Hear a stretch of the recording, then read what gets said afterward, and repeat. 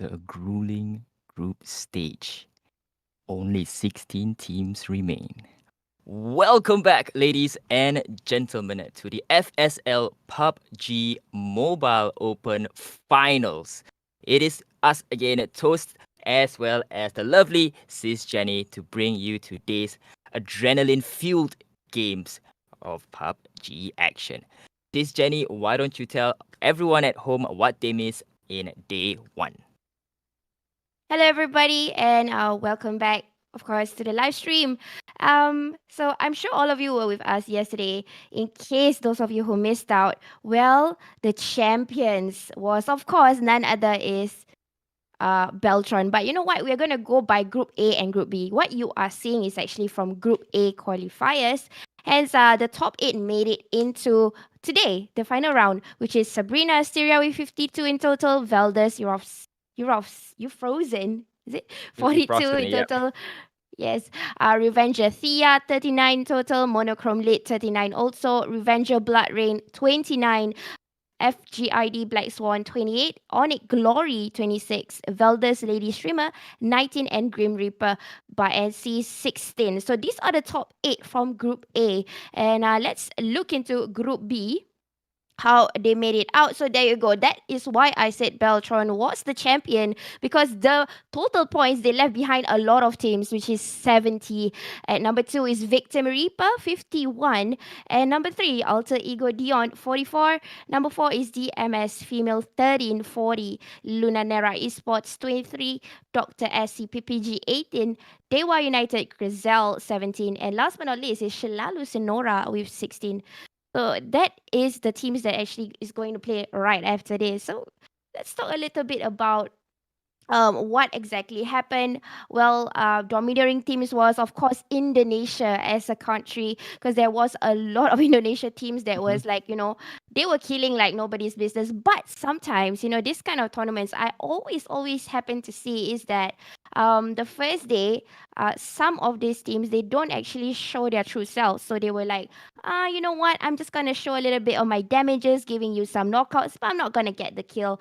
So probably today, we would see a different matchup. Apparently they will show their true selves, and probably the people that actually decided to kill yesterday, they would probably be doing it more tactically. So probably yesterday they were just going around to kill. Today is going to be harder to kill those teams. You know that, Tos? We'll have to wait and see. And a big shout out to our organizers, FSL, as well as our supporter partners, which is Intel as well as Yahoo. And I have to agree, right, Sis Jenny? Teams that don't really show their strength in the qualifiers, it's a really good strategy. Because one, you don't you don't show your strategy to the rest of the teams, and Mm-hmm. two, once you finally show it to your opponents, they can't Mm-hmm. counter it because they don't know what to expect, right? And you're right in saying that Indonesia definitely dominated the charts. I believe we have more than half of the teams actually in the finals coming in from Indonesia. But of course, that's not to discredit the rest of the teams or the regions. They do have multiple representatives in there. We have Sabrina from the Philippines. We have Valdez Euphrosyne, Revenge Thea, and Valdez Lady Streamer from Thailand. Mm-hmm. Dr. Sir Cloud PPG, Powerpuff Girls from Malaysia. And last but not least, Shalalu Senora from Singapore. So every single region is being represented here today. And Mm-hmm. but the main bulk of it will be from Indonesia. So will Indonesia reign supreme today, Sis Jenny? Will they take all three, four spots at the top? We don't know. We have to jump into the game to see. So I hope you guys are ready for some action-packed PUBG action. All right. So let's go. Let's go quickly. Go with expectations. Who do you think will be coming out on top? Something tells me that today, one is the Thailand teams will come up. Second is Indonesia will make it harder for everyone to even contest them, because I've seen how they play in finals before. Not only just this, not just FSL, maybe others. They try to play more and bigger mind tricks to you, and even trapping you in thinking that, hey, you can kill me. But At the end, 9 suddenly games. where the vultures come out and then suddenly you get shot from the distance. That is what I want to see today.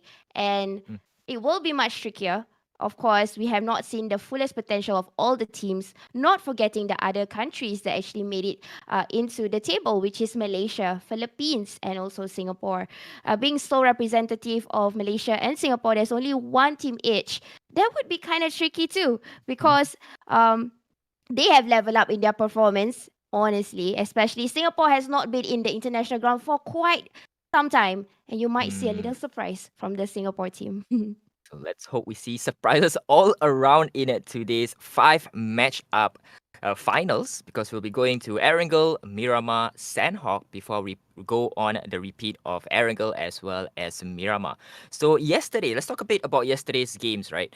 So Bellatron, like you mentioned, Mm. they dominate the whole competition. Mhm. 70 points. After the second game, they were so clear of the competition that they were a shoe-in to the finals, right? And would this be a same repeat in the finals? Will they do the same as what they did in the group stages? Will they keep dominating everyone? I believe so because it's a normal thing for Beltron to kill. If Mhm. they are not killers, then they won't be the champions, right? Fair enough. Yeah. So I guess they will still do the domineering trait, being the alpha dog, but it might be a little bit tricky because probably people have studied and do homework from yesterday's match and they realize on how or what are the weakness of certain teams and they will try to tackle that down in order to get placement points or even to eliminate the entire team that was trying to lead in the scoreboard. So again, it will be a lot of question and a whole lot of surprise because remember the prize pool, Toast. And the prize pool is a juicy 1,000 Singapore dollars, broke apart to I think three or I think four placements, right? So they definitely will Mhm, be looking out for those prize placements. $500 mhm. for first place. Second is 250. Third, I think it's what 175, and last but not least, fourth with $75. So those are like really motivating factors for all these teams, right? Because you how many hours are we gonna play? And if you get champion, that's already like easy $500 for the team. For the team's coffers. So definitely will help to boost the team coffers a bit. And but we cannot discount the rest of the teams though. So Sabrina, Group A chart toppers with I believe 52 points. So yeah, so let's see how they will go about in the game. I believe the game has already started. So ladies and gentlemen, welcome back to Erangel for the very first game of the finals. And yes, true enough, Toast, we are back live in the OP map. I like to say that OPOJ because uh, PUBG started in Erangel, and hence this is one of our favorite matches or maps that we usually play, especially players. We love this map so much. In three different islands, if you can realize, they are break to three different parts, and the flight route it somehow is going towards Sovnoska military base Novo. And did you know? I will always tell you fun facts. What Erangel was inspired for or inspiration it got from a Russian military base. This is facts, guys. Oh, So you can actually Google Sovnoska, and there is that place in this world. So it was a war camp, and they got inspired by that, and that's the reason Erangel was born. that is very interesting facts, though. I did not know that. We probably have to go a bit on to probably research on that much more. But look at the circle. The circle is on the north side of the map, and that will be proving to be a bit of a problem for those teams that land in the south of that flight path. We have Dr. Sir Cloud, FGID, Victim Reapers, as well as RVG. They're somewhere in the bottom half of the map. But with ample time to make their way into the safe zone, they will definitely have enough time to loot. But of course, there are other teams probably trying to gatekeep in front of them of the safe zone. Yes, exactly that. And I agree with you, Toast, that this circle is pretty tricky because if you can see the allowance of the water, it is at least about 40. It's almost a 50% because you could count the little lake that divides between two different island, the one in Cerveny and the other one in Rozok, and plus the vast of water that is on the Straits of Cerveny. So it is quite tricky. They can't really use land right now. They have to be strategical on how they're gonna rotate because you can see, like what Toast mentioned, a whole lot of teams is on the south, especially Victim Reaper. All of them over in Sovnoska. It will be quite tricky for them to rotate in because everybody would do a gatekeep on the south side, knowing that the flight route was only towards the south side.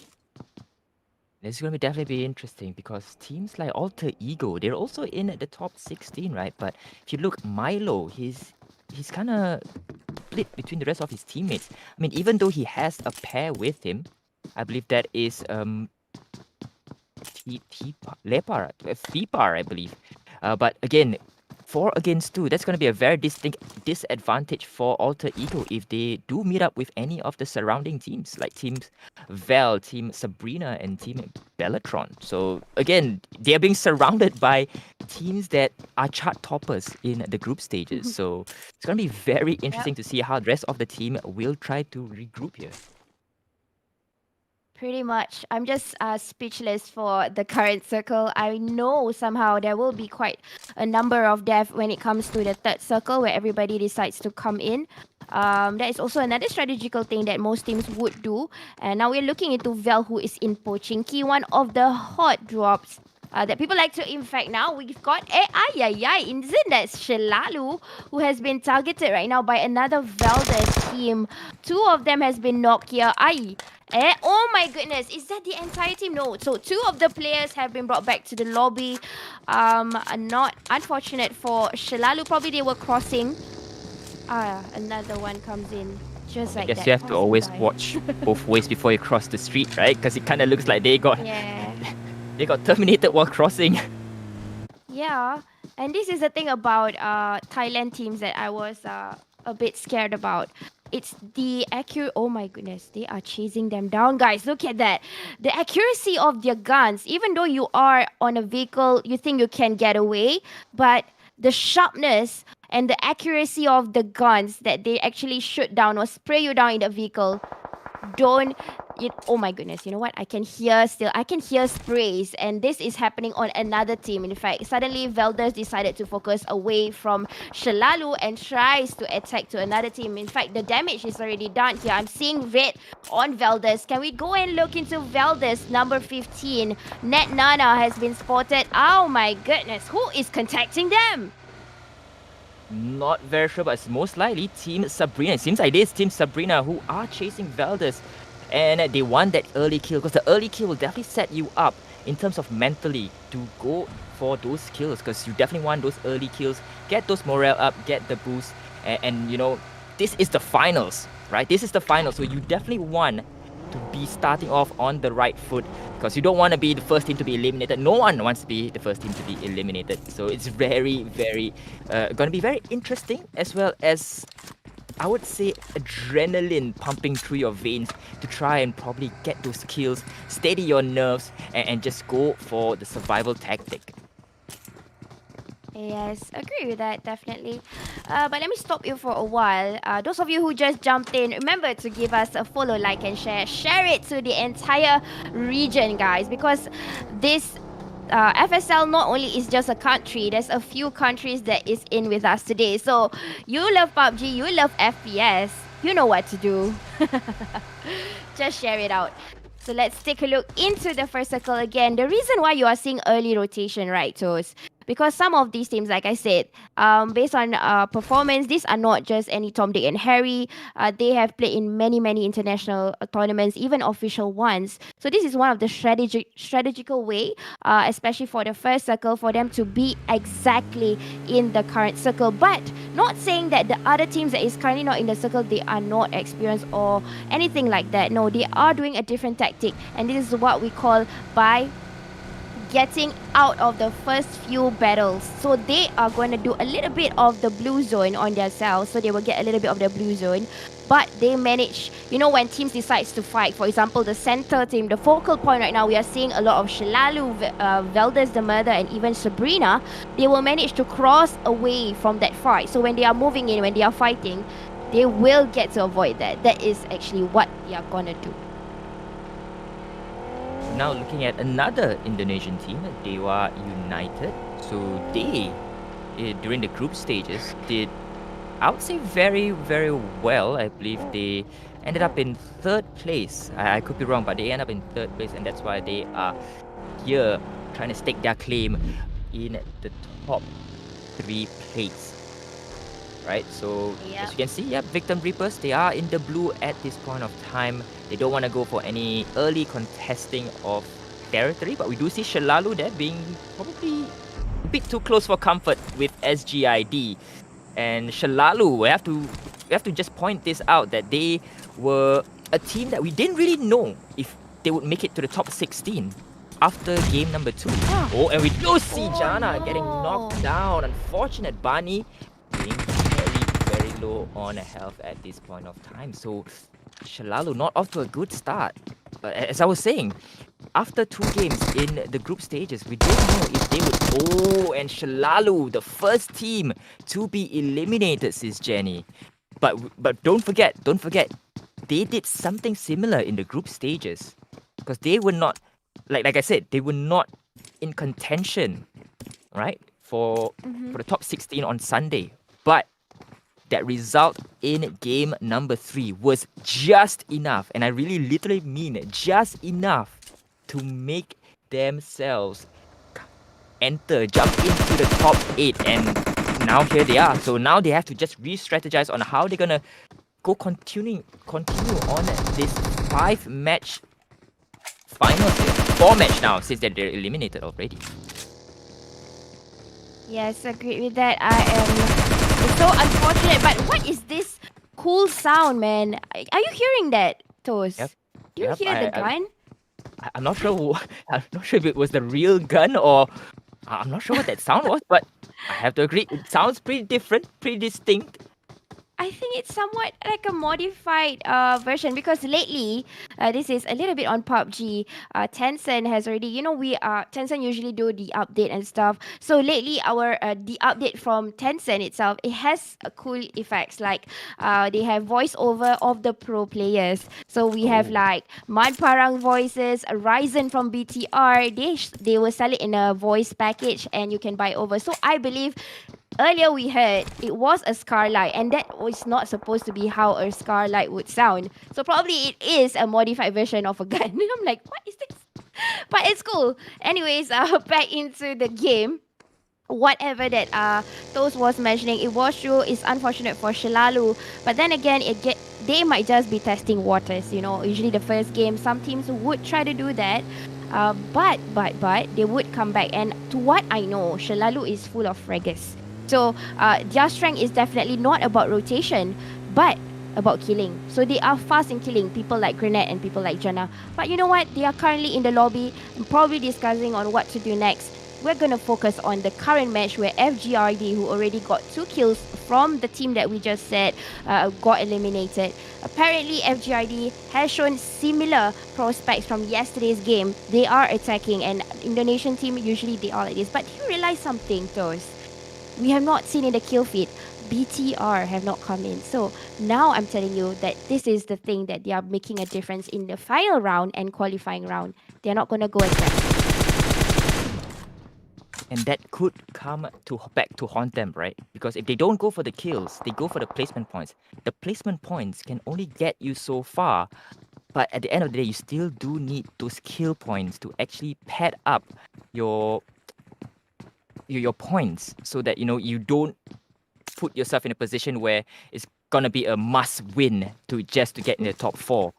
So it is. I would have to agree that it is quite strange to not see Bellatron in the kill feed, but I would say it's still early games, only second circle.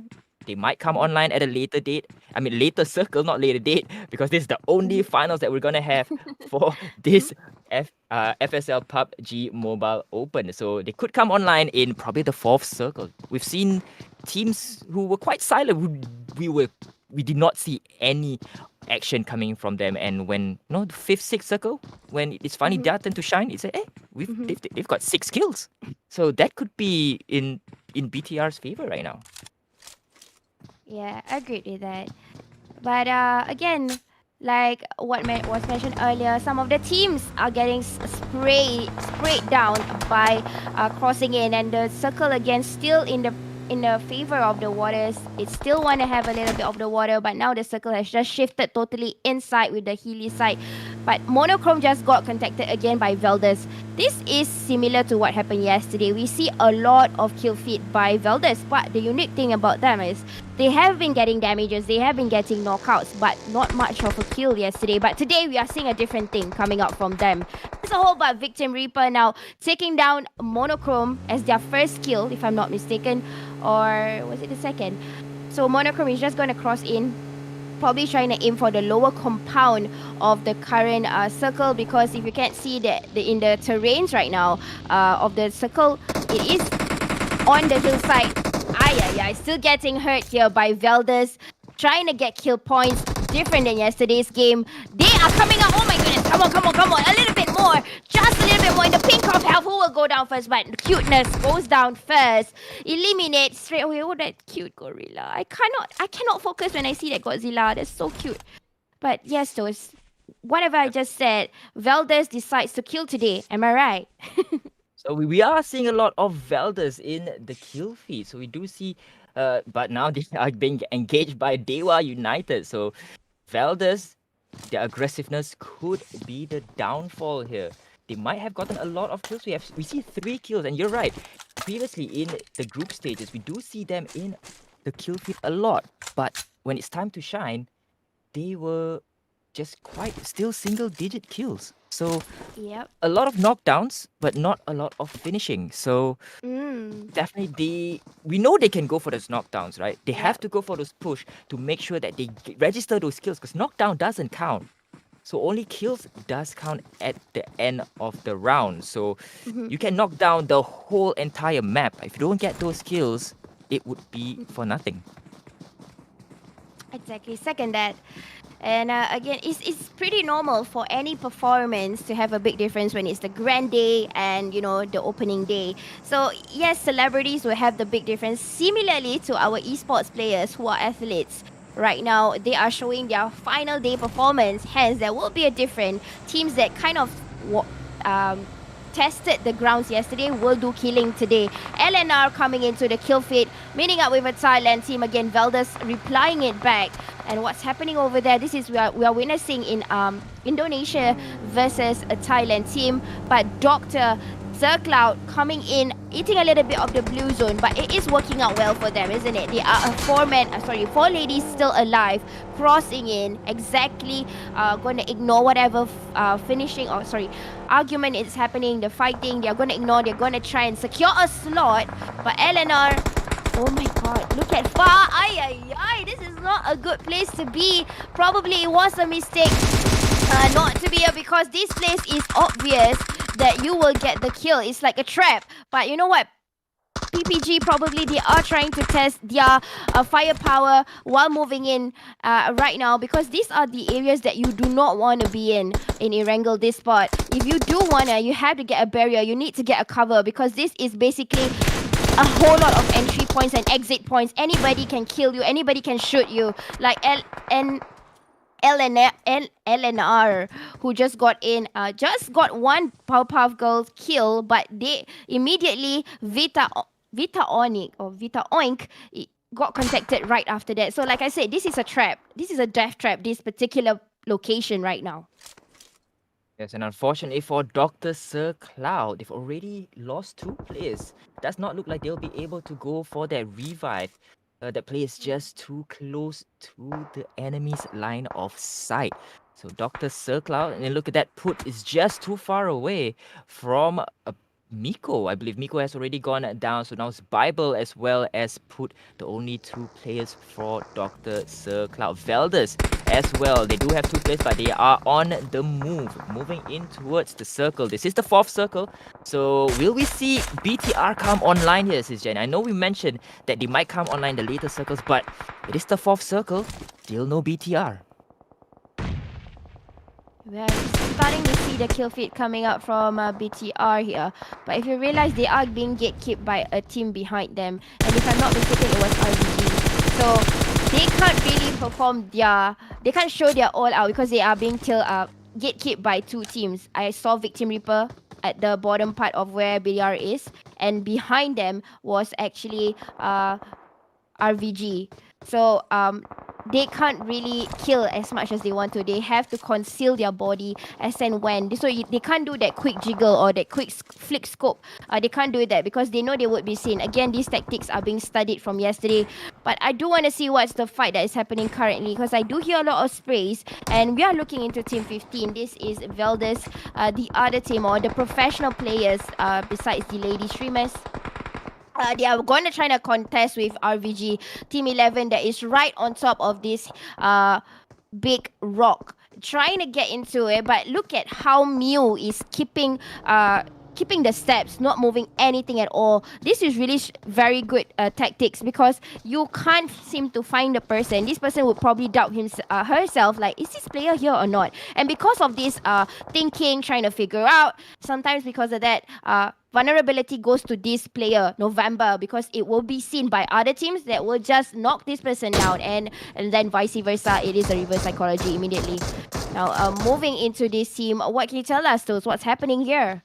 Alter Ego, there are kind of looks like they are securing this compound, and it was definitely a very good compound. They do have Team Luna Nera in their sights, as well as other teams that might jump into the circle, because we don't know where the next circle will be. But Victim Reaper just taking out Onyx Mute with that grenade, and Onyx has to pull up their socks here. They need a very, very good starting game to go into game number 2, because again, Onyx was in the same boat as Shalalu, right?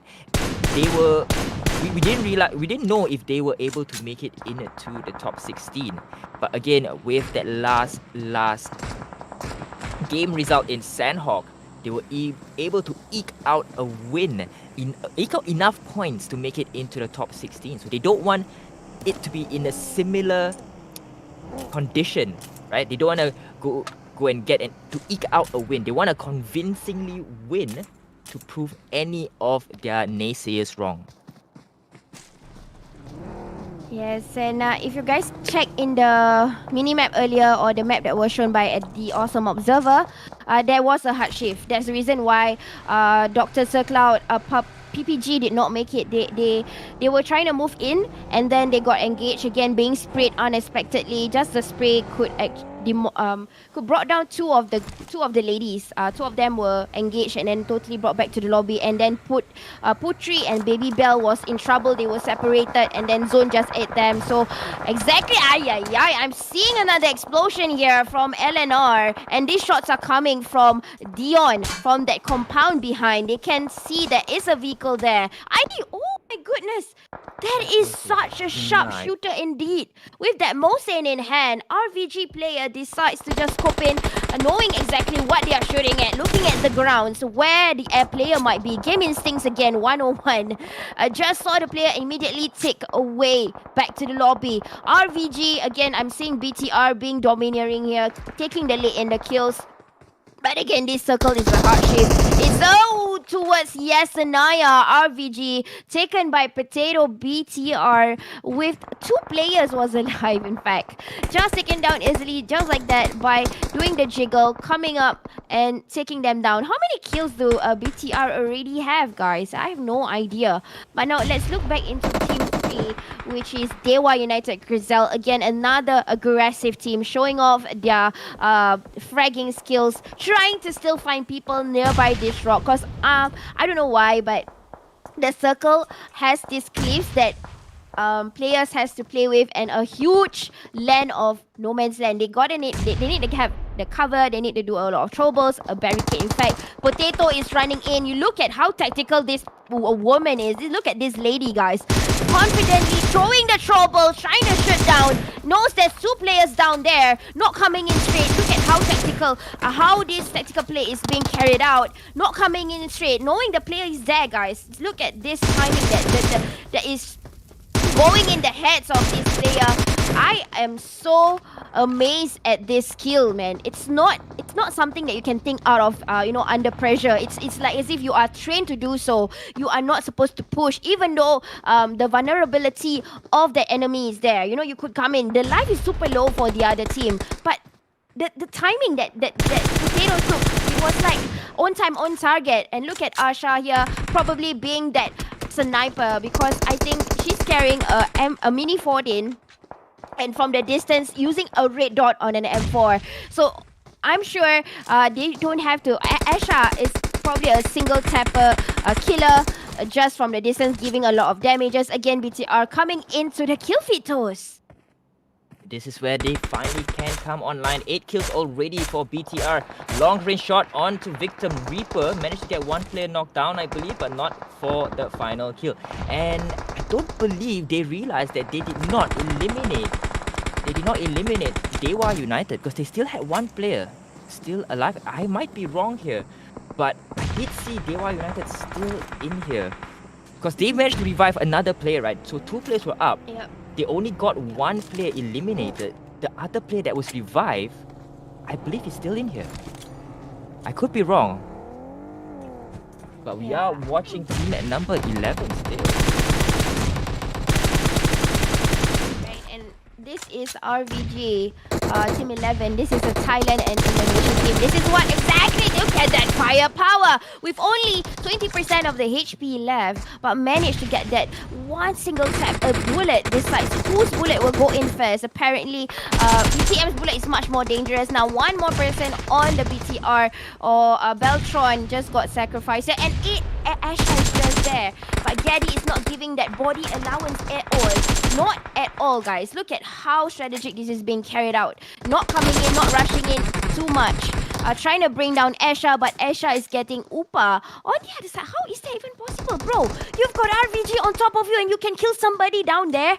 What is happening? What? This is God level. And the teams are jiggling much more than a souffle pancake, right? But they are getting those kills.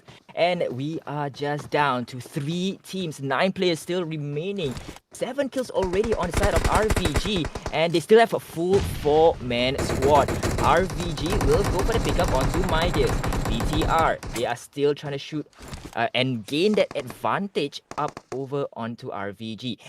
Alter Ego, 2 players only remaining, so it's still a 4v2v3, I believe. Not sure how the cut is at this moment in time. Also, RVG still has 4. Sorry, Alter Ego still has 3. So BTR, they are unfortunately not in a distinct advantage at this point of time. Alter Ego, they are in the circle, so if the circle starts to close on in, BTR as well as Revengers will have to push on to the location of Alter Ego. Can Alter Ego defend their position here and continue on to get the first chicken dinner of the day? 11 kills on the side of BTR, but one player still very, very low. It is Dust. We'll use that first aid kit as Team Alter Ego. They are getting pushed here by the rest of Team BTR. They're going for the flank here. So FIPA just prepping that grenade. Will we see a grenade kill here onto FIPA? Does not register. Baby Last still inside of that building. Still with much needed compound advantage. I'm not sure which of the teams. It's really an equal match at this point of time. FIPA just find one player trying to go for that flank. SisJenny, who do you think has the advantage at this point of time? Right now, I want you guys to look at this from Dion itself. Yesterday, I did a little bit of research. So apparently, this is their PUBG team. So guys, I was wrong. Not my ML team. This is a PUBG team, the one that they have. So they are sending this team out. But I want you to look into how Dion is fighting. They are using off angles. to hit onto BTR. Places like a table, they are using it as a cover because if the enemy were to reply back from that distance, they might hit the table and not the enemy. Now, this is smart thinking, guys. We can replicate this, but not easy because you got to think on your feet on what works and what not. But Dust is behind there, coming out from the smoke, and look again with that off-angle effect. It freaking works, guys. I love this. Smart ladies, man. It's easy. They are like doing it with the props. They're doing it so well. That's the great distinction between these two performing team. I really admire on how they are using off angles and quick scopes just to make sure they still get the damage. But Grenade! to win a chicken dinner, oh my goodness. Brings down Babila. And Dion gets the first chicken dinner of the day. Alter Ego Dion with an amazing 12 kills. BTR, they did come online, but later in the match. But they still reign supreme in terms of kill points. They are in second with 14 kills. RVG, on the other hand, with 7 kills in third. Valdez in fourth with 4. FGID in fifth with 3 kills. Victim Reapers, they did very well for themselves, but unfortunately they got eliminated in 6th position. Dewa United in 7th. RVG in 8th. Luna Nera in 9. Onyx in 10. Dr. Sir Cloud, Powerpuff Girl in 11. Sabrina, quite surprised they are in 12th position. Valdez, who came in with just 3 members in 13, DMS 13 as well, 3 members in 14th position, Monochrome Lead in 15th, and last but not least, Shalalu Senora in 16th. That was a very hectic last round though. We did not see, we were not fast enough to actually catch that grenade being thrown, right? So we saw Baby La being picked up by Dust, but just one grenade was all it took to eliminate the whole of BTR. SisJenny, did that turn out as how you have imagined it? I am still amazed with I feel like I want to cry because such talents, guys. It's big difference on how the qualifying rounds and the final round, because if you can see, like I was saying about the outsmarting your enemy, and you if I could do a replay, guys, or it might be captured in the highlights later, they were doing a lot of off angles and they seem to know where to be. The only, BTR was finding it a bit hard to find Dion because they were using ridiculous things to cover The table. the table, the car, and where exactly they were supposed to prone. Like normal players would just, I want to prone quite a little bit in the back, but that particular vehicle was not exploded at all near the one near Dion.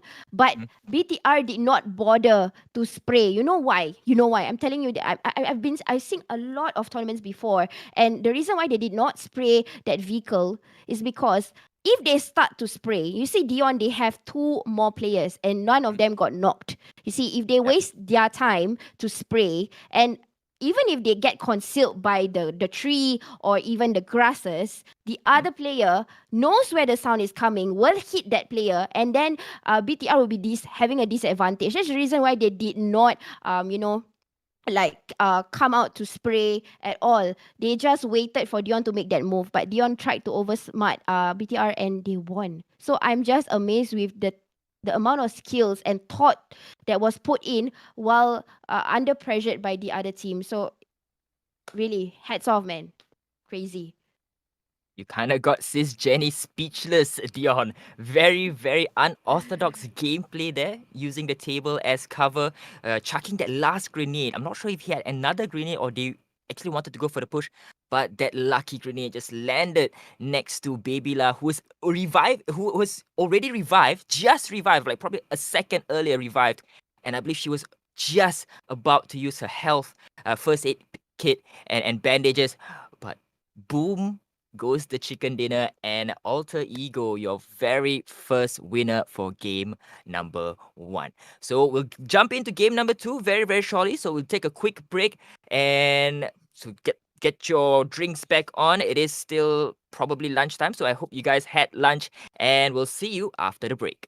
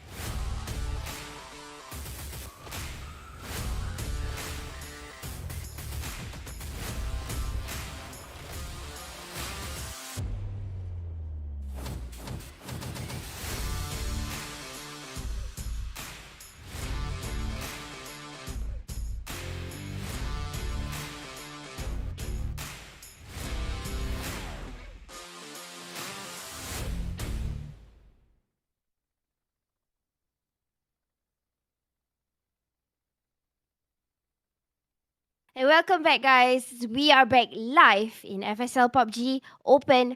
Obviously, we are playing PUBG Mobile.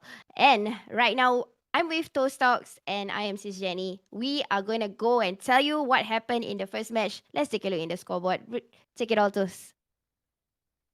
So after game number 1, Alter Ego Dion with that 27 points. If you look at round number 1, 27 points, eclipsing Bellatron's 14 kills to make sure that they are in the top spot. Bellatron, if they had actually secured one more kill, they would have tied for first place, but they will have to settle for second spot with 26 points. Revenger Thea in third with 17. Victim Reaper, we've seen a lot of them in the kill feed, but unfortunately they only managed to secure, I believe, quite little kills. So all of these points were due to placement points. So 13 points for Victim Reaper. Valdez, Lady Streamer, in fifth with 12 points. FGID Black Swan in sixth with ninth.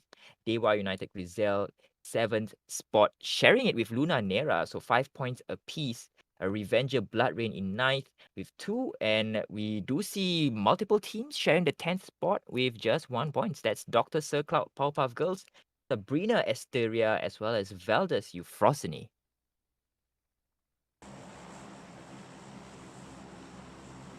So we're just going to jump in to Sanhok for the second map of the day.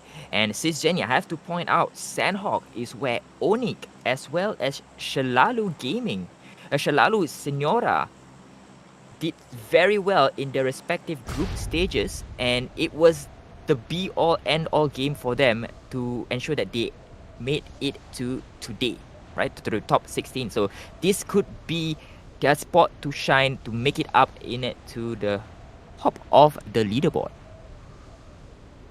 And second to that, true enough, they kind of made it out because of Sanhok yesterday. Before I jump into what I wanted to say, take a look at the circle. Again, it's similarly to yesterday's effect, moving on towards the west side of, we can say northwest of the region currently.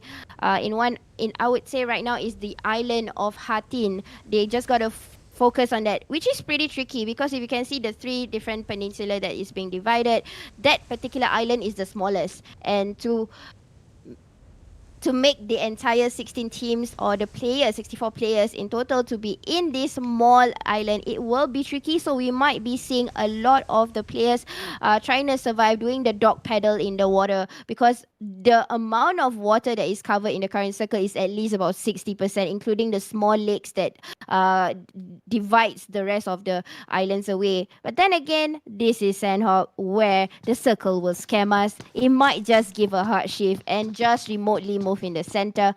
We are just going to see what will happen on today's Sanhok. Now, all the teams are again comfortably moving into their respective areas. They are dropping areas, but I'm hearing some gunshots here already. Not sure which team that is, but now we are looking into Dion, who kind of did not do quite well in Sanhok yesterday. Probably this is a place, some of the tacticality that is being used for the teams that especially they can kill very well. In Sanhok, they tend to play it passive. Why? Why is this important? Because teams that can kill for the bigger maps, it's not a problem for them. But for them to be eliminated early in Sanhok, which is going to give them 0 points, especially being on the 13 to the 16th place, it will be a disadvantage because there is a one map. One map, you get 0 points, you will see a big difference in the scoreboard. So teams like this, they will do a different approach where they will try to get 1 or 2 placement points. So at least in a way, if they don't get kills, because in Sanhok is ridiculously hard to kill. Everybody is in this small 20 by 20 map measurement, and you can just scope in and you can see a whole lot of different alternatives to kill. Like you can see a lot of people to kill, and that's the reason why certain teams will play it passive, not saying that they cannot kill. They are doing so that they can get the placement and maybe 1 or 2 kills along the way. So we might see this happening, and maybe that is the similar water ripple effect that will happen to BTR, because right now you can see that they are being contacted by LNR. Probably know that BTR kind of dropped in there. They kind of expect them to come in here, but BTR is not doing any pressure fire. And we do see some form of respect here from all teams. So don't see any hot drops in Sanhok. So BTR being left alone in the boot camp when they dropped, but it seems like Dust has already given the information that there are players jumping in quite near them. So they are starting to push. Looking at the minimap, they are starting to push onto Luna Nera. So can BTR get this early elimination here? So we're not quite sure just yet. They are still quite a distance away. We do see Asha scoping in to Zula's location, but I don't think they'll go for it. Oh, I am wrong. They started. Baby La has started the party early for BTR, knocking out Zula. That's a long range effort there by Baby La. SisJenny is very early aggression here shown by BTR.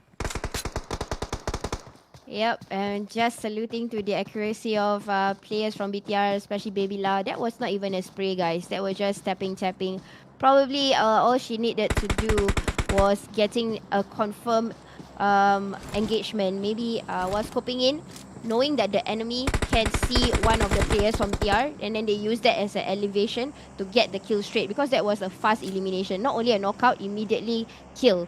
Why? Because if you realize the enemy, when she started to knock out that person, there was no allowance to run at the back. So when the moment she knocked that person down, she get a straight kill because there's no form of cover after that. Back into the kill feed, I'm seeing Onyx contacting another team, but still looking into BTR, and how, look at that off angle, just doing a TPP, after that immediately taking it down. This is a fast pulse, and look at Dust shots. It's super painful, guys, super painful when VH here actually tried to use a Uzi. Usually Uzi's bullet drop are faster than any other gun, especially when you're in the close combat, but no, not enough time to even finish whatever I wanted to say. That is how fast BTR works. Not even a minute, guys. It was just between seconds. They managed to get a wipeout, and this is not a this is not an engagement where they choose to engage. It's actually they were forced to engage, because to what we can see, how BTR start to engage ever since today's match, Erangel, they will keep quiet in the first few minutes. They will not go all out, unlike as compared to yesterday. This is a forced engagement from LNR, but you know what? The game's back on you. LNR did not successfully bring them out. In fact, they got themselves back in the lobby. So it is quite dangerous to force someone to fight in the early minutes of Sanhok. I believe LNR definitely, if they did their homework, they definitely would have known that Bellatron would have jumped into bootcamp, and their area was definitely quite close on to bootcamp. But looking at Monochrome, they seem to be having a tour of the island, a duck tour of the island, right? They landed in somewhere between Quarry and Lakawi, and they are dog paddling it all the way over into the safe zone. So, SEAL Team 6 right there for Monochrome. And Sabrina, they are somewhere near bootcamp, and I believe they were expecting to be going up against Team Bellatron, but Bellatron is far from that area at this point of time. Yeah, and then we are looking into the engagement of Team 14. Again, Valdez versus RVGA. These two teams managed to meet up again many a times yesterday. This time, I want to see a difference where Valdez might take down RVG instead of the other way around. Because yesterday, I believe what we saw was Revenger took more of the kills as compared to Valdez. So Thailand, come on man, Thailand commenters, supporters, please spam inside. Give your team a support, because we know how aggressive you are, and it will definitely be reflected to these ladies. RVG, again, I just said about Thailand. There you go. RVG from Thailand coming out, taking down people from Monochrome, if I'm not wrong, Sasa. So we might see that later on. Just look into this engagement for now. Valdez managed to revive 3 of the members. When initially 2 of them were down, they managed to get away, scoot away from Revenger. So this might be quite interesting to see how they fight. They will try to outsmart one another. If you can see the rotation now, they brought 3 men down. 3 ladies down. One of them is being patched on top, probably trying to be the scouter or even a bait. to make them just look into bells. But the others, when they try to give Bell a shot, the other of the RVG ladies will take the arrest of Velda's members down. This is exactly what's happening. Yep, there you go. They were busy looking into Bells that was running on top, but the rest of them are slowly trying to keep the shots in, not realizing that hey, they've already rotated, they have flank in. But I'm sure Velders know what's happening. That's the reason why they are keeping their steps, not moving, not showing any allowance, any body allowance to compromise exactly where they are. It's a very smart move from both teams. Again, outsmarting enemies. Usually we will see this kind of tacticality in the final rounds, and we are definitely seeing it from these two different countries. Okay, guys, this is Thailand versus Indonesia. Similar game meta here. Oh, we probably have to backtrack on it to Monochrome. So Monochrome, like we mentioned earlier, right? They were dog paddling into the circle, but they got knocked down. I believe 2 players were knocked down. So they basically swam for just to get half of their firepower reduced. But we do see Onyx as well in the kill feed. So like we mentioned, this is where Onyx is best at. Right, they made it their home in game number 3 during the group stages, and they managed to bring themselves into the top 16. So teams like Onyx as well as Shalalu definitely will be relishing at this map to gain a few more points to get higher into the chart. But teams like Alter Ego, Bellatron, Sabrina, and Velders, in the group stages, they found it very hard to actually breach into the top 10, I believe. And for them to get eliminated early on, it kind of breaks their momentum, especially for teams like Bellatron and Alter Ego, because they already secured the top 2 spot in game number 1. So to quickly be eliminated in game number 2 would not do very good for their momentum. But again, they're not eliminated just yet. This is purely based on the group stage results, as we see Bellatron as well as Alter Ego still in here. But we are now looking at team at number 10, Revenger Blood Rain. Just trying to chuck that grenade, does not enter the house as Gelato. I think Gelato was trying to hope that it goes in. So Aya tries to go for the knock. That's one player down. It is Sky from Valdez. Oh. And at team number 14, they have been eliminated. Valdez Euphrosyne. Unfortunately, the second team to be eliminated here, SisJenny. Yes, and I was actually counting down the seconds on how long it took them to pressure the entire Velders, because they were all separated nicely. Do you know how long it was? It was only 25 seconds. Because there is a fact somewhere when you Google about PUBG tactics. Any engagement that is more than 1 minute, call it off. Why? Because it will be too late for you to outsmart the enemy. In fact, when it's already more than 1 minute, or even the 35 seconds call, and you still cannot get 2 knockouts, you are going to get third party. So this is respectfully, they learn, they train, and 25 seconds to get engagement. Not only that, a wipeout immediately to Velders. So really respect. I really admire on how these Indonesia teams train. They are not only using the right guns, using the right meta, they are also using math as their calculation. If you are familiar to the PUBG grounds, Ryzen, one of the popular professional players, this is the men's team. He is very good with his calculation, guys, legit. I saw his interview. He will analyze issues like, for example, he will say things like, okay, I can hear the sound about 30 meters and that will be 60 footsteps. I'm like, bro, that is like mathematician in PUBG. Like, how in the world you do that? But that is what I meant by professional teams, guys. They are able to analyze to that small little detail. Like I would say, Toast, you are like 20 steps away from me, your voice. Like, bro. And they really need quick thinking, right? Especially when playing this kind of battle royale game, because at the end of the day, intelligence and game intel really counts for something, because with all the intel in the world, if you cannot act on it, then all that intel is for nothing. So very quick thinking, definitely much needed in games like this, as we do see here Dr. Sir Cloud seems like they want to enter into this compound, but Dewa United, I believe they do get that sense that someone is in this compound, and they want to go for that raid, but they can't jump in because the rest of the teams are just too far away. And looking at Dewa United, they're very, very concentrated in one small area. So if Put jumps on into this compound, it would just be a disadvantage to Dr. Sir Cloud. Maybe, but actually, it's a similar trade that they did yesterday, similarly to MPX. Something about Malaysian teams that is in common is when they do a wipe down, they are fast. Like yesterday, if you recall how MPX and even Put's team or PPG, when they bring one person down, the next person will get the second and third, and the fourth person will take the fourth one. So they, in a way, they minimize the sound effect of the guns and the gunshots, so that the other teams that might want to come in, they will already get the cover, they will already get the loot, and they are ready to fight. Usually, this is like the ends, the icing on the cake, where the ends will come in after they hear the gunshots, and this is how strategic Malaysian teams are. Usually, how they take down the enemies, they are fast at it, and that's the reason why they are deploying just now.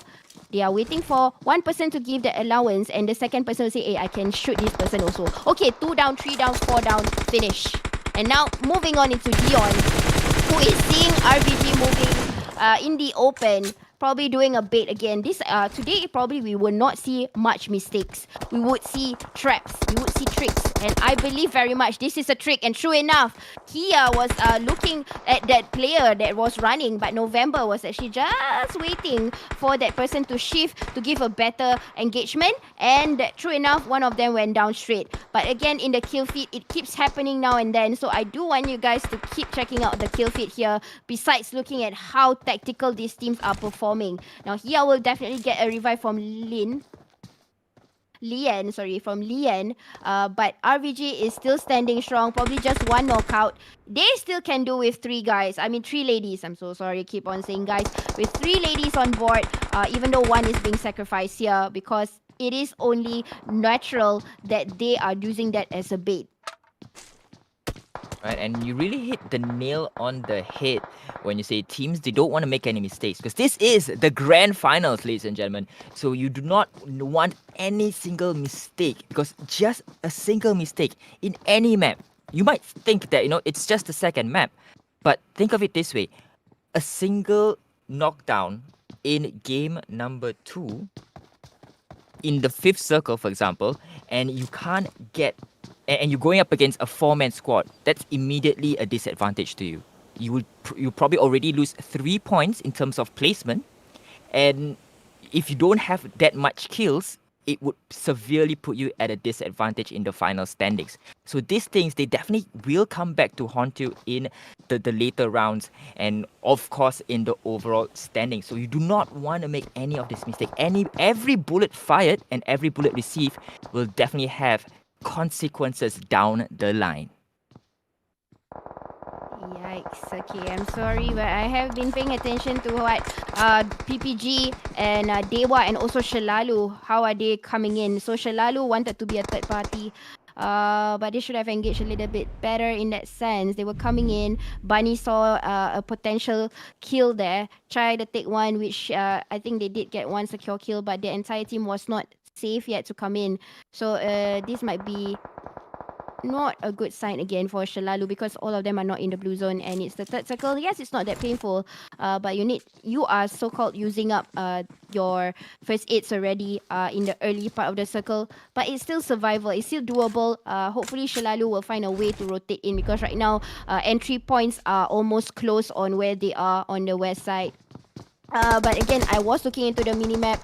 I was looking into VTM, Victim Reapers formation. They were on top of the summit of Sanhok's mountain, and they were gatekeeping all section, the northwest. Hopefully Observer will get to open again the map, and I can see that, yep, there you go, VTM, Pinky, Xena, Roses. Look at how they are guarding their entry and exit point. This is what I mean by they are going to be the gatekeepers. They will disturb everybody's fight from here. So this is going to be disadvantage for any teams to fight, because at any point of time they are focused onto one person.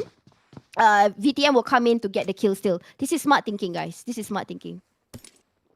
But also to point out, right, because they are segregated, and I agree with this formation, they'll definitely be able to take out players moving in. But what happens? What happens when the players are already in and they are rushing to this specific spot? They'll be caught out 1 to 4 players. The ratio is not in their favor if they are not moving.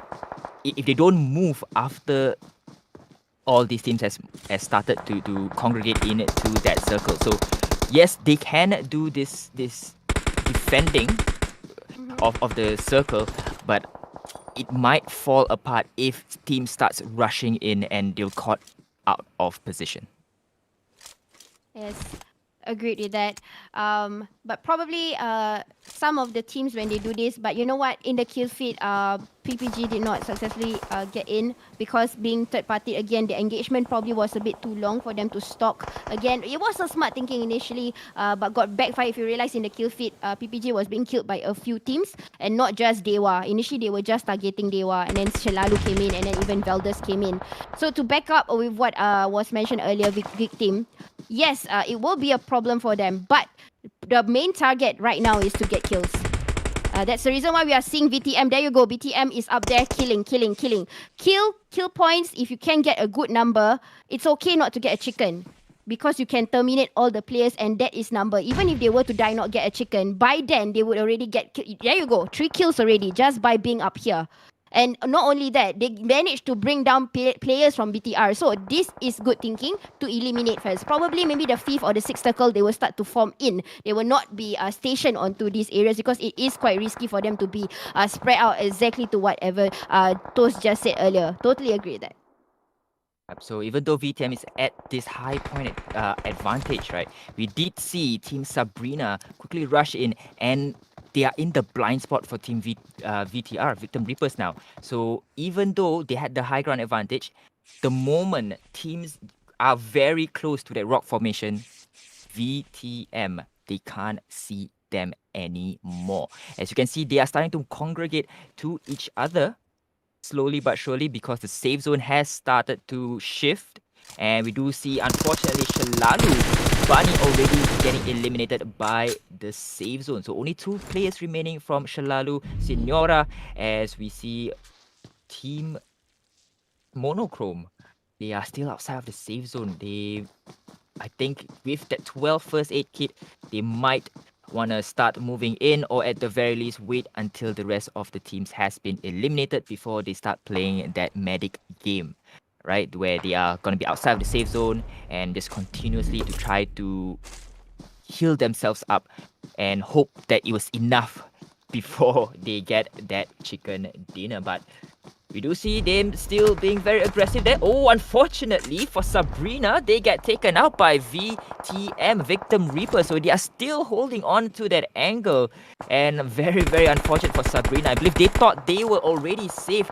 But when they start to move on in, Victim Reapers were saying, not in my grounds. You will get sniped out. And that's what they did. Nice, beautiful way to put it, and I agreed with Victim and how they are doing it. Exactly what we expected when they were trying to anchor the kill points, and it is happening for them. Not only they're getting the kills from different teams, and it's a bit difficult for BTR to move in because Roses is anchoring on Potato right now. And then there's someone that is right on top from Victim also, but that's a beautiful shot from the lower ground to the high vantage point. Not easy, guys, to control the recoil and get the bullets within that range, guys. That's beautiful. But you know what? BTR now, only 1% alive. It's totally working out. It's worth the sacrifice of the Victim Reaper Roses, even though it's just a knockout night. You know what? Onyx, the one that Toast was mentioning earlier, this might be their map.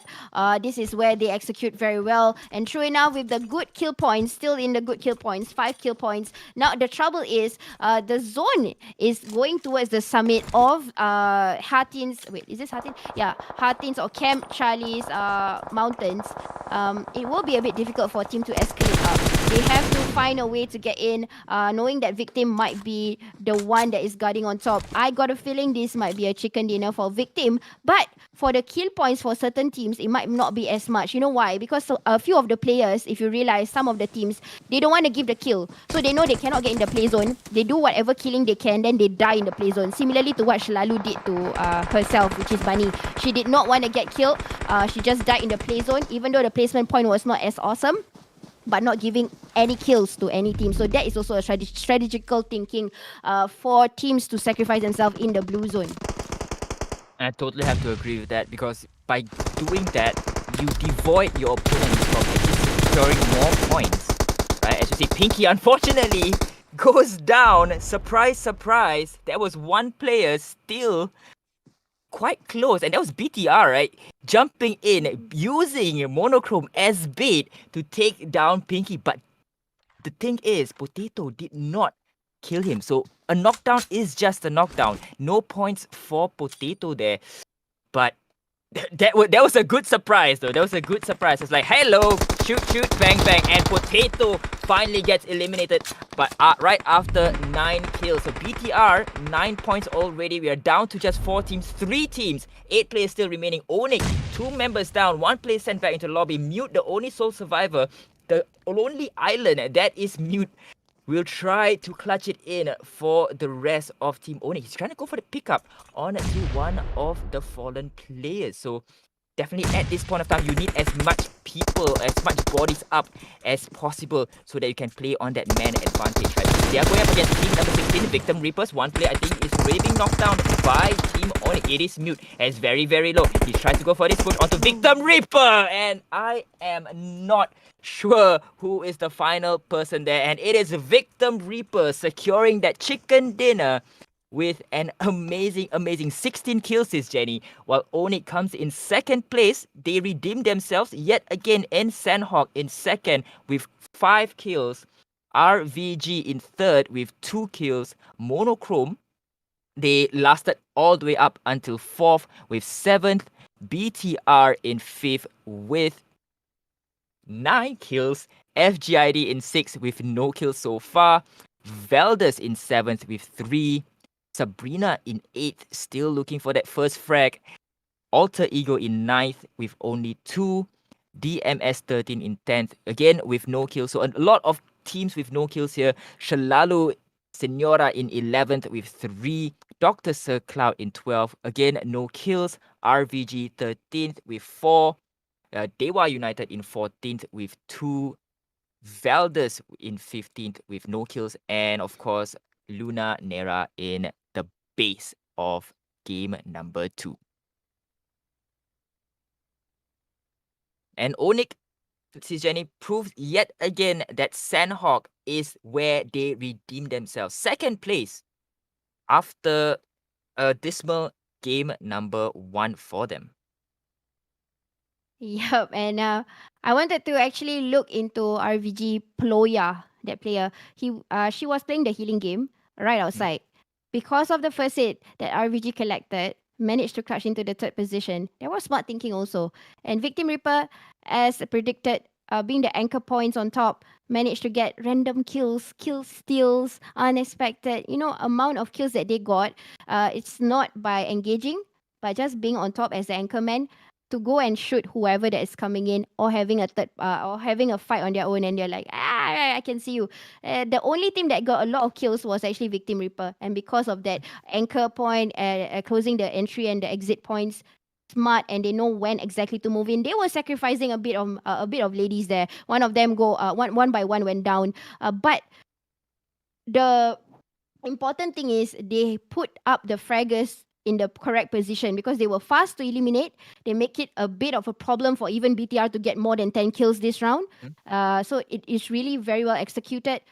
Kudos, hats off to Victim Reaper for winning this round. They know they will be the winners, hence that's the reason why they took that spot. They trained that area before many a times, and they executed it well this time.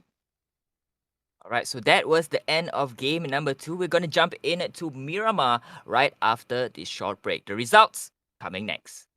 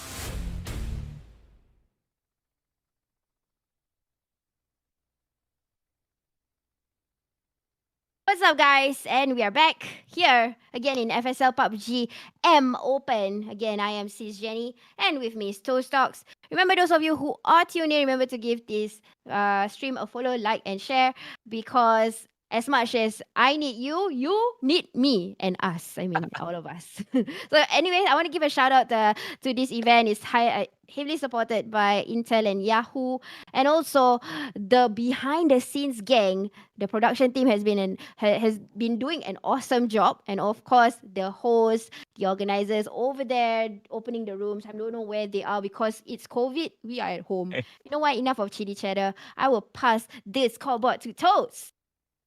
So after two games, Victim Reaper will secure top spot with 44 points, dethroning Bellatron Ace in second position. Alter Ego Dion falls into third with just 30 points. Revenger Thea, on the other hand, is still in fourth with 29, just 1 point separating Alter Ego and Revenger Thea. I have to say, SisJenny, it is quite a very close battle compared to the group stages.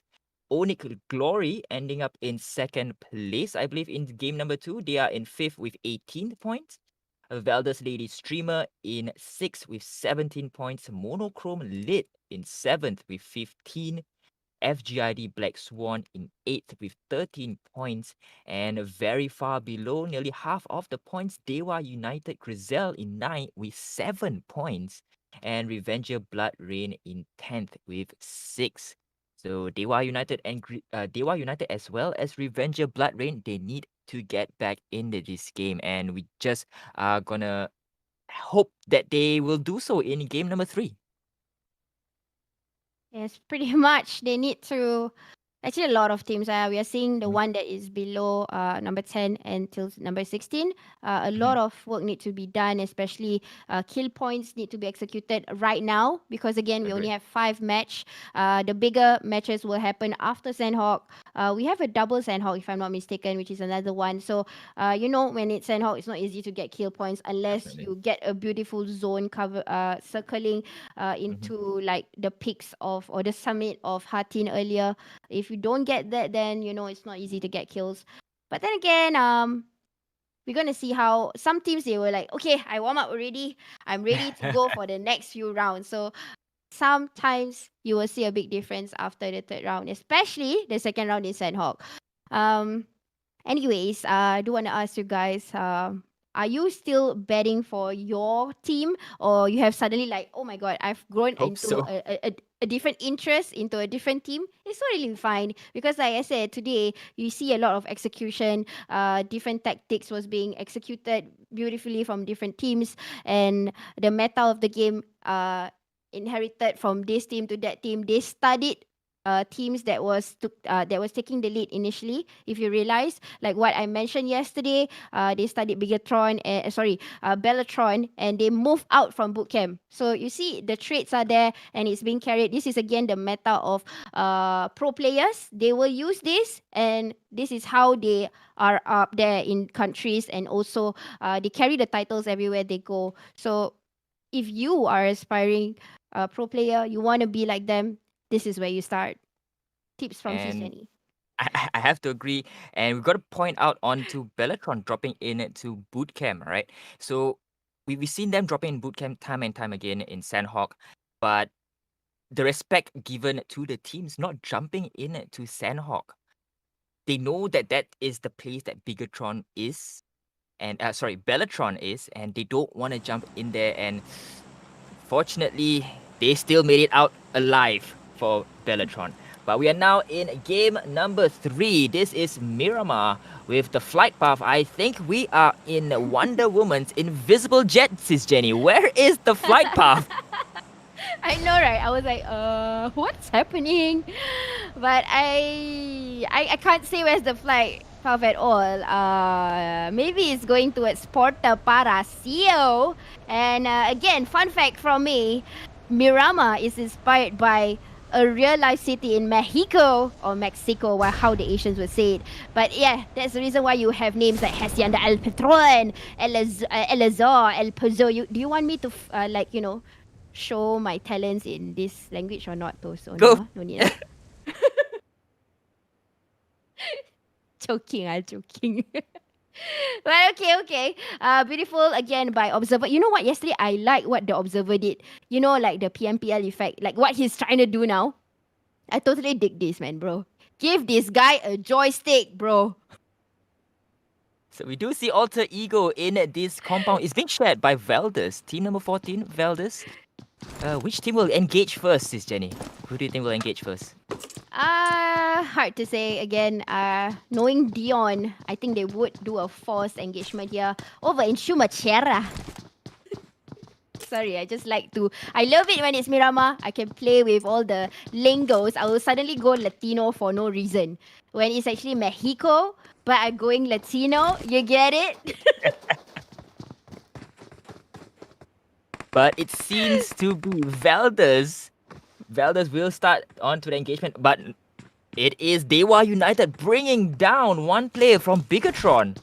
So team number 2, right off the bat, Bigatron already eliminated. 2 players Oh, eliminated. SisJenny, Bellatron already down to 50% firepower in just 2.5 minutes.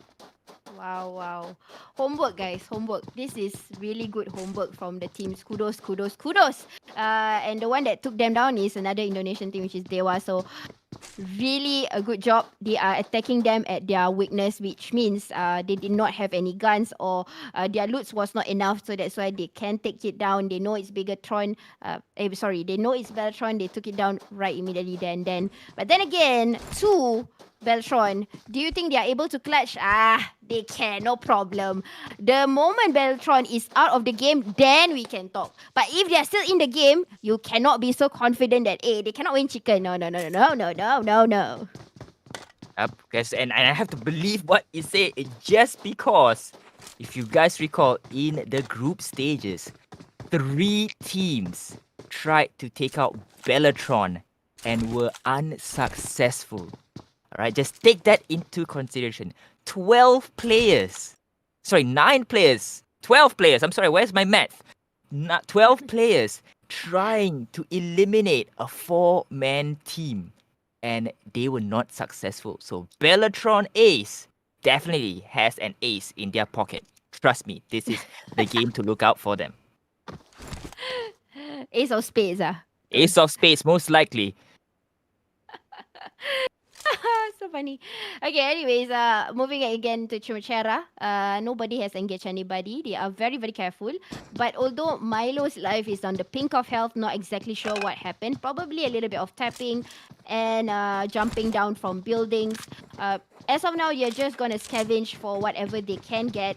Preferable choice of gun in this map is usually, again, similar AR will be in hand, but uniquely for maps in Miramar especially, you will see a lot of them carrying a bolt range sniper or even a DMR. So earlier on, like this player Lean using a VSS. So this is actually using a 9mm if I'm wrong. Yes, 9mm bullets, but it's a sniper. And bro, if you know how to use this gun, you could just cross-reference Matoy, Sanhok, PMPL Season 3. He took down not one, two, but the entire team of Dingos, bro, with the VSS in hand. So if you really train hard with this particular gun that I'm talking about, it can do wonders. But then the bullet drop is a bit tricky. It drops in a bit later. But you know what? Let's move into the kill feed. I'm seeing here LNR against Shalalu. I don't know why I feel bad, because yes, I am from Singapore. I do want to see Singapore team shine too, but unfortunately today, it's not in their favor. Already losing one member, it might be they might not get a chance to even revive Meow Lady. Bunny and Grenade and Jana is probably trying to regroup, get back and try to back each other up, because you know the next thing that could happen is they will start to push teams. Meow Lady probably was doing a scouting, but being seen by LNR, LNR is only going to get the hints. Hey, they might be going this way, especially if Meow Lady starts to crawl and they can see where Meow Lady is gonna go. They will use that as an anchor and they will push Shalalu, and it might not be looking pretty well for Shalalu. But then again, Shalalu's strength is Fragus. So it will be quite tricky if LNR were to come in, because you will see Jana, you will see Grenade working out, and I'm telling you, their shots are freaking painful. I've seen them bringing down guys over in different tournaments, and it is successfully done, bro. And I'm not surprised if they can execute it right now. And LNR, Luna Nera, still looking for that down Meow Lady. So the cat lady is slowly crawling to the rest of the teammates, but unfortunately gets punched in the face and sent back into the lobby. No respect shown there by LNR. Luna Nera just taking out the competition with their bare fists. Right, so now they are looking for the rest of Team Shalalu. Senora, probably just to punch them in the face yet again. But we are now looking at DMS 13, team number 4. Again, they are using the vehicles to traverse this expansive area of land. And as we said before in the group stages, Miramar, I have to say, is one of my favorite maps as well, just because that it tends to be a vehicle death trap. Teams using all the vehicles to traverse the terrain just to get into the circle. But of course, with the high elevation, high ground advantage, they are meat to those players sitting on top and sniping down and raining down lead onto those vehicles. Yes, I do want to see a different, but I'm hearing shots here over towards Dion, and that is Velders. I'm not sure exactly where they are, but two or one of them has been brought back to the lobby. Another one goes down, and this is by Onyx. Again, I think this is a third party effect. They see one another and then they start to kill one another. This is again in Chumacera. I'm not sure why there was a third party in fact. These two was battling it out with one another. Only 1v1 right now. Has to go and meet up with FIPA, if I'm not mistaken. And the life, I would say FIPA is on a disadvantage, super low right now. Just tossing in the grenade will happen. Will it happen? The Molotov. Oh my god, nice timing, bro. Nice timing, sis. Sorry. Nice. Oh. Relax. Guy already back to the lobby. I think not happy. This one very angry. You know why? Because 3 of them down already. This is not toxic, but it will happen, especially if you're the IGL. Like, 3 men down. I'm nearly going to go back to the lobby. So when they manage to get out of that feeling, they are happy. So how to express happiness? They show it by shooting at the boxes. Okay, guys? And I want to point out that Alter Ego, they were eliminated first in Miramar. And this is a stark contrast comparing it to the group stages where they actually got the chicken dinner when they played in Miramar. So it's very, very distinct changes here in terms of map control for both teams. So Alter Ego back to the drawing board. Well said, Toast. Well said. Agreed on that. Yesterday it was a different gameplay in Miramar. But maybe again, these teams probably they have their ways to get kills after that, because we have seen Dion how they perform also, and you'll definitely get to see that again. Onyx this time round getting again towards Velnetna.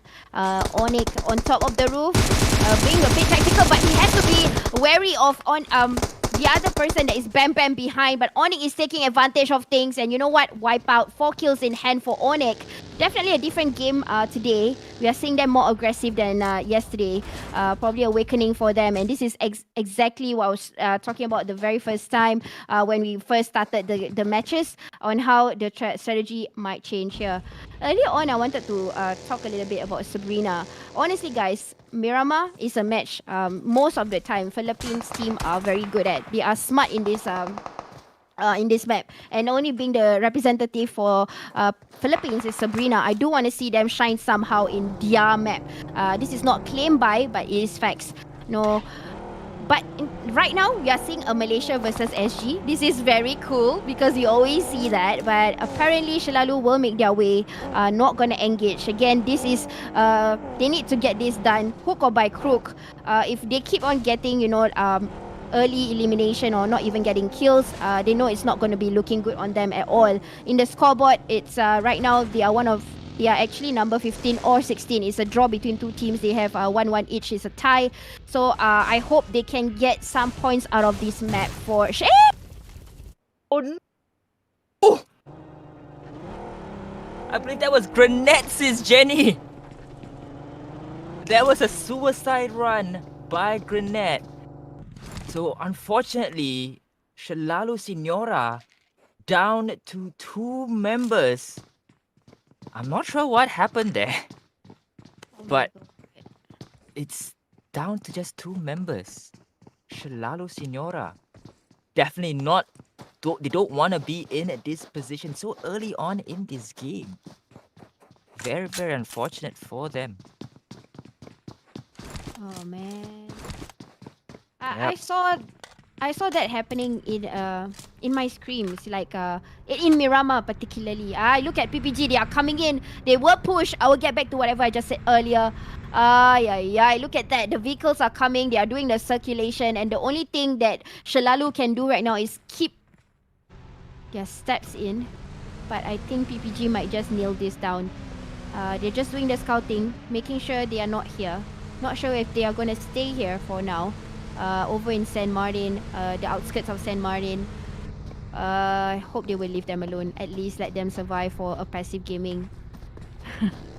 But again, this is a tournament. We cannot do that. If there's a chance to kill, obviously you do want to kill. But PPG very carefully trying to learn. They don't want to, come into this compound when they have this time to even come into the center. So I don't think they, if they are, IGL says let's go, they will go, and true enough, they will go, leaving Shalalu to breathe, at least right now.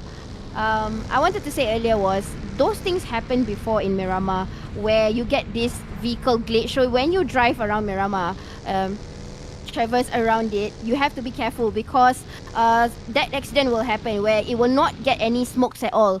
The moment your vehicle start to topple, and then you will die immediately. I seen the same thing happen before, so you have to be careful with vehicles in Miramar. After the update, it was much more realistic. Because if you were to think of it in the real life, any accidents that will happen out here, I mean in the real life, you will die. So they are replicating the same thing. So really be careful with your driving skills in Miramar, especially. Yeah, so very, very unfortunate that she died to a glitch, or rather a visual glitch. So Team Shalalu will have to pick their fights, I would say. Have to pick their fights. And I just want to point out that Team Onyx, like you mentioned, right, they didn't do very well early on, and they really actually suffered when they played in Miramar in the group stages. But we're seeing a totally different unit here, as we see Dewa United taken out by DMS 13. DMS 13 taking out the full squad of Dewa United. They only took 2 casualties with them, but that's alright. They will go for that pickup, but 4 kills registered for DMS 13. So Onyx is still in here, and will we see a role reversal between Onyx and Alter Ego? Because like I mentioned, Alter Ego, they were champions in Miramar, but they were the first to be eliminated here today in the finals. But Onyx, they were eliminated quickly in the group stages, and they're still in here. 13 teams still remaining, 46 players still alive, as we see Bunny taking the bus, the Volkswagen bus. I like to christen this as the Volkswagen bus. It is something like the VW T1 panel bus that we have here in real life. So Onyx, we're looking at Onyx right now, just trying to get a bit of high elevation, just making sure that they are in perfect control of their surroundings.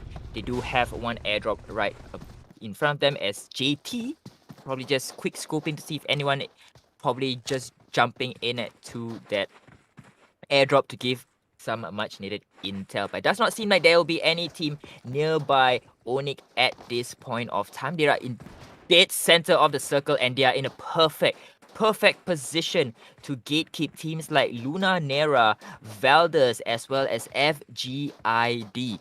So SisJenny, BTR, quite silent here. 2 players only, as well as Team Shalalu Senora. Both teams...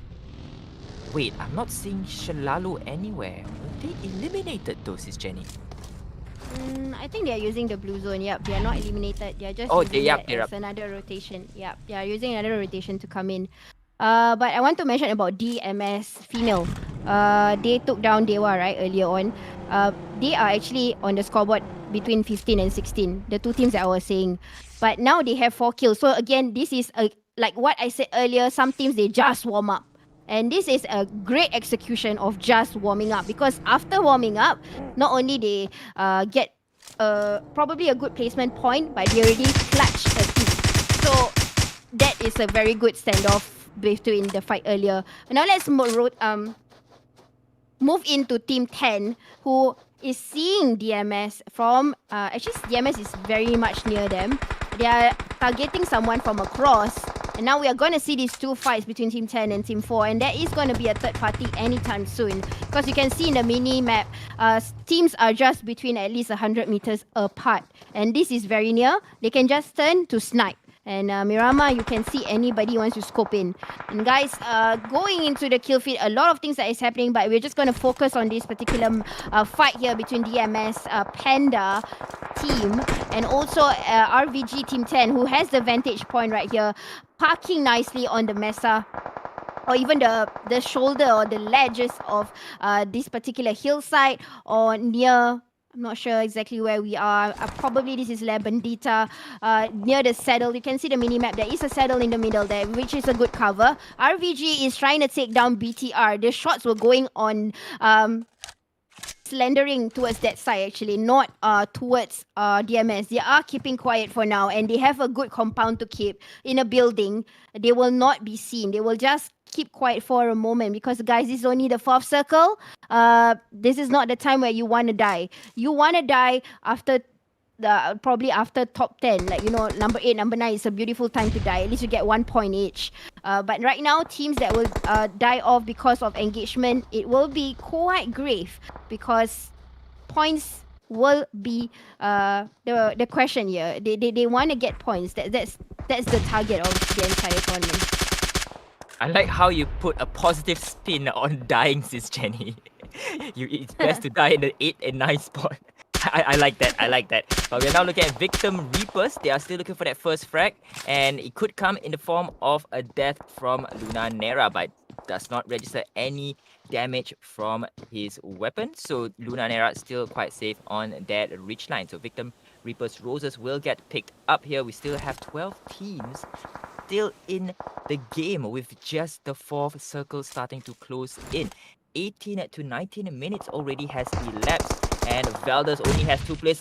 Has been knocked down by Victim Reapers, and Victim Reapers, they're doing very, very well, but I'm not sure if we did catch, but Bunny from Shalalu has been eliminated. So Roses just planting a few roses there on the body of that last player, burning it to the ground.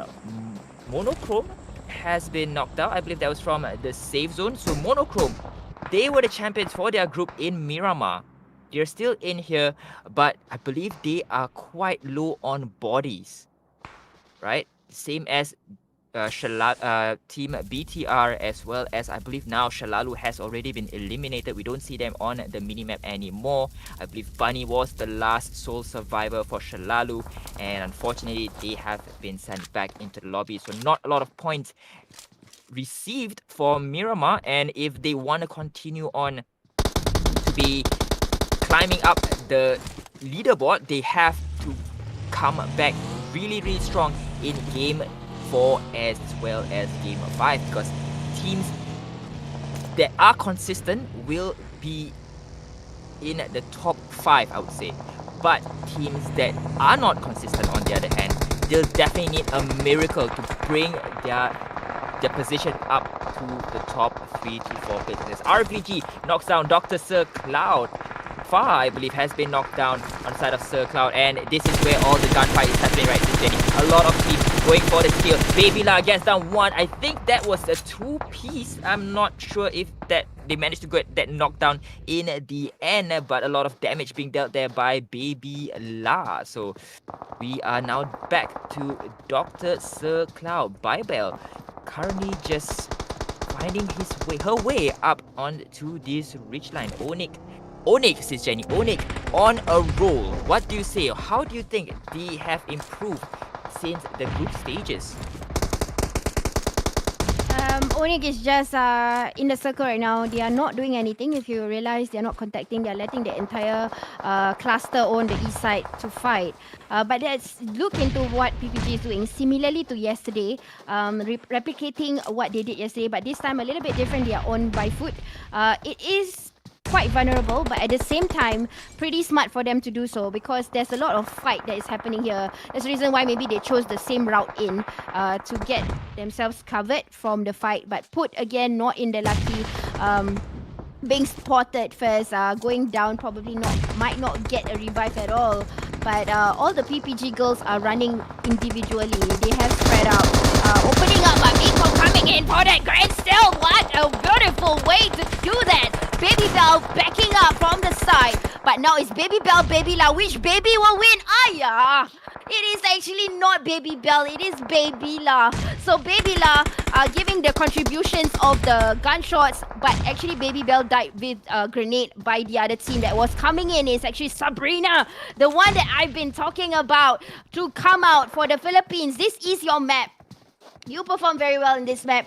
But initially, I wanted to say to you guys, in the mini-map, VTM wanted to execute the similar concept in Sanhok. They were parking, they perched on top of the two pinnacles before the last circle came in. So they wanted to do the same thing. They knew it worked. And like I said, some of these teams, when they have the algorithm, they have the momentum. I just won a chicken dinner, I won again. And this is why we are seeing Victim Reaper doing the same thing, parking on top of the vantage point.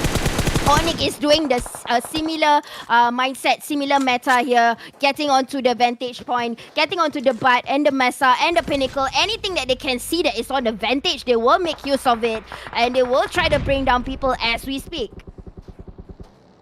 Onyx is still in this position. I have to continuously point that out, but Victim Reaper taking names, taking souls, taking Luna Nera back into the lobby. One player already eliminated, one player knocked down, and they do have one player right next to them who I believe has already been knocked down as well, and it's still just clean for Victim Reapers. 3 kills already registering on their kill feed, and Victim Reapers, they've not done too bad for themselves in terms of kills, but they are very high up in terms of placement. Other teams still in here are teams like Sabrina, teams you mentioned, Sabrina, Queens of Miramar. They're doing very well for themselves. We haven't seen them pop off in the first 2 games, but looks like this is a resurgence for Team Sabrina Esteria. Team Bigatron, they are down to just 2 players since the early start of the map. So they are still holding on by the skin of their teeth, but Playzone will take down Zula from Luna Nera. Luna Nera has been eliminated. We still have 4 teams in here, 13 players still alive. 2 of them is Team Bellatron. It is Babyla as well as Dust. We've seen both players the 2 remaining players for Bellatron, and it is still Babyla as well as Dust, and we've seen how well they work with each other in the group stages, as we see Victim Reaper, Esteria from Sabrina, BTR as well as Onyx. All 4 members still alive. So Onyx game, this is really Onyx game to lose here if they do not engage properly. And the Godzilla coming back to its mama as Babyla tries to pop off onto Sabrina. Does not register any of the damage. Dust, where is Dust? He's probably some much needed backup, but he's trying to go for Onyx instead of focusing on Team Sabrina. It's gonna be quite a hectic last few rounds. 6 kills already for Bellatron, as we still have 4 members. No teams eliminated just that. Look at that Godzilla running for its mummy. Onyx still jumping in, and 1 player is jumping in on to BTR. Bellatron, Esteria, they might go for this wraparound. SisJenny, which team will come out on top? How careful BTR is. You see how they get into the circle. It's something that you have to take down in your notes, like the pointers. Not just you, the players, even myself. How they get in nicely, successfully doing it. But Sabrina is not giving a damn about it. Not gonna give face. They're gonna push, because that is what exactly that is happening. They are pushing together, guys. Pushing together. But Victim Reaper did not manage to get the vantage point. Onyx is trying to go say to them, go away. You got your Sanhok. We won our Miramar, and it is successfully happening. But on the kill feed, I think Babyla has been spotted, if I'm not wrong, or it might be a different player from BTR. Currently is knocked. Sabrina, all they gotta do is push it nicely. And sure enough, I think the entire BTR no more for position. Sabrina, still 4 ladies alive. We might just see a Philippines winning right now in their map. This is Miramar's Philippines map. But again, Onyx is still alive, guys. So they gotta go and figure it out. They gotta do a third party right now. Onyx, vulnerability high. Victim still able to climb up, escalate into the vantage point, using the shoulders nicely, getting, you see the cover that they planted, they're using it very well with the Regis, but the last bullet hit straight onto that, through the smoke, just using the game instinct, and boom, bullseye, went straight to the head. Now we are looking into 2 teams. And suddenly I'm seeing that Sabrina is being somehow contacted. 2 of them were in the red of health. But Onyx is still trying to reply it back. 17 kills so far for Onyx. Is down to just 4v4 at this point of time. Sabrina Esteria with still 4 members alive. I'm not sure how many kills they've got, but Onyx does have 17, and Onyx just knocks down Sticks from Team Esteria, and it's 2 members down. But Onyx, they have real down as well, and it's Onyx game to win here. 2v3 at this point of time. Esteria, Mystery will pick up Sticks, and Mystery just very low on health. Rara still don't have also as well, but Onik secures the win. They'll be your chicken dinner winners for game number 3. Amazing, amazing run by Onik.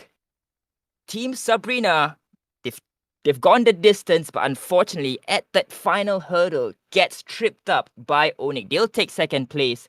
Victim Reapers in third, BTR in fourth, Luna Nera in the top 5, DMS 13 in 6th, Dr. Sir Cloud taking that 7th spot, RVG taking both 8th and 9th, FGID in 10th, Velders Gaming in 11th, Monochrome Lit in 12th, Shalalu Senora in 13th, Dewa United in 14th, Velders yet again in 15th, and last but not least, Alter Ego in 16th position.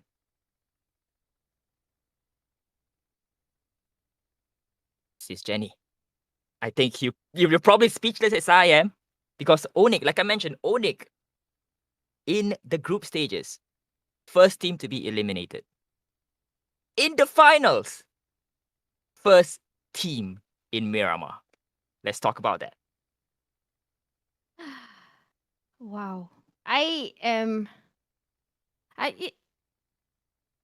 You know, when I analyze games, I see what they're doing, and then just now, earlier on, when what we saw the very last few, I hope you will get it in the highlight, so you know what I'm talking about.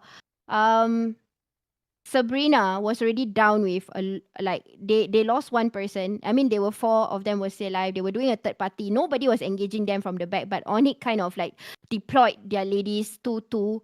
Actually it's 3-1. So one of them were trying to kill Victim Reaper and managed to do that. So 3 of them were trying to disturb Sabrina's rotation. So one of them already being sacrificed, and then another one got knocked, and then another one got knocked. So it was just a 1v, I don't know how many. But if you recall, in the last few seconds, there was this one cheeky Onyx lady came out, tap, tap, tap, tap at the vehicle. That was a bait. That was a bait. Again, it was another thinking under pressure, and like okay, yeah, left with one. I'm gonna do the bait. So yes, true enough, that player, that Onyx player, stepped out of the smoke. Just stood there, didn't even jiggle, if you realize. Just stood there with the DMR tap, tap, tap, tap. And this Sabrina player was like, stop it! Come out, try to shoot, got a spray by another person. My God, that is godlike, bro. I cannot brain this. I need some time to think. I need coffee. I need everything, because this is, again, another mind-playing games by the Indonesian team. All right, so let's get SisJenny her coffee. We'll be right back with the results after game 3.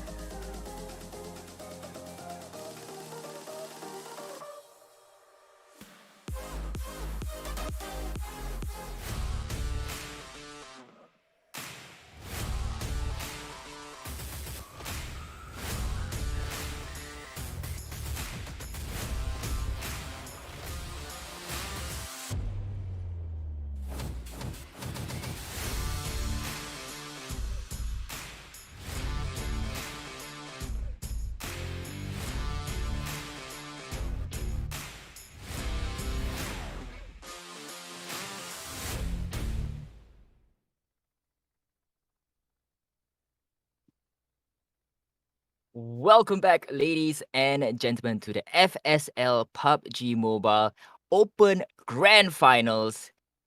After Game 3, SisJenny, let them know. Well, I see a lot of viewers just now, so I'm sure you know what I'm talking about. Now, looking at number one is Victim Reaper with their consistent kill points that they have managed to clutch in number one with 58 in total. Close by, it's just only 4 points away. It's actually Beltron A. So the points is very close. Very, very close. Actually, it's not four, right? It's three. 3 points away. Onic Glory, 54. Again, very close. 1 point away from Beltron. Revenger Thea with 32, one awakening teams from Thailand waking up and showing that they can kill too. Alter Ego Dion, 30 kills, again, quite consistent with kill points, but maybe one of the rounds they kind of missed out on the killing. If I'm not wrong, it was Sanhok. Sabrina Asteria coming up in Miramar. Like I keep on calling them like, bro, this is your map, this is your map. Wake up. And yes, they woke up with 21 after the third map. Monochrome Lead 17, Valdez Lady Streamer 17, FGD Black Swan 14, and Lunanera Esports at 13. So that's the top 10. Now we might fly right now to the beautiful island of Erangel, and where the Russian Federation might be here because seems it's inspired by then. And flight route looking into Cerveny ends in Novo.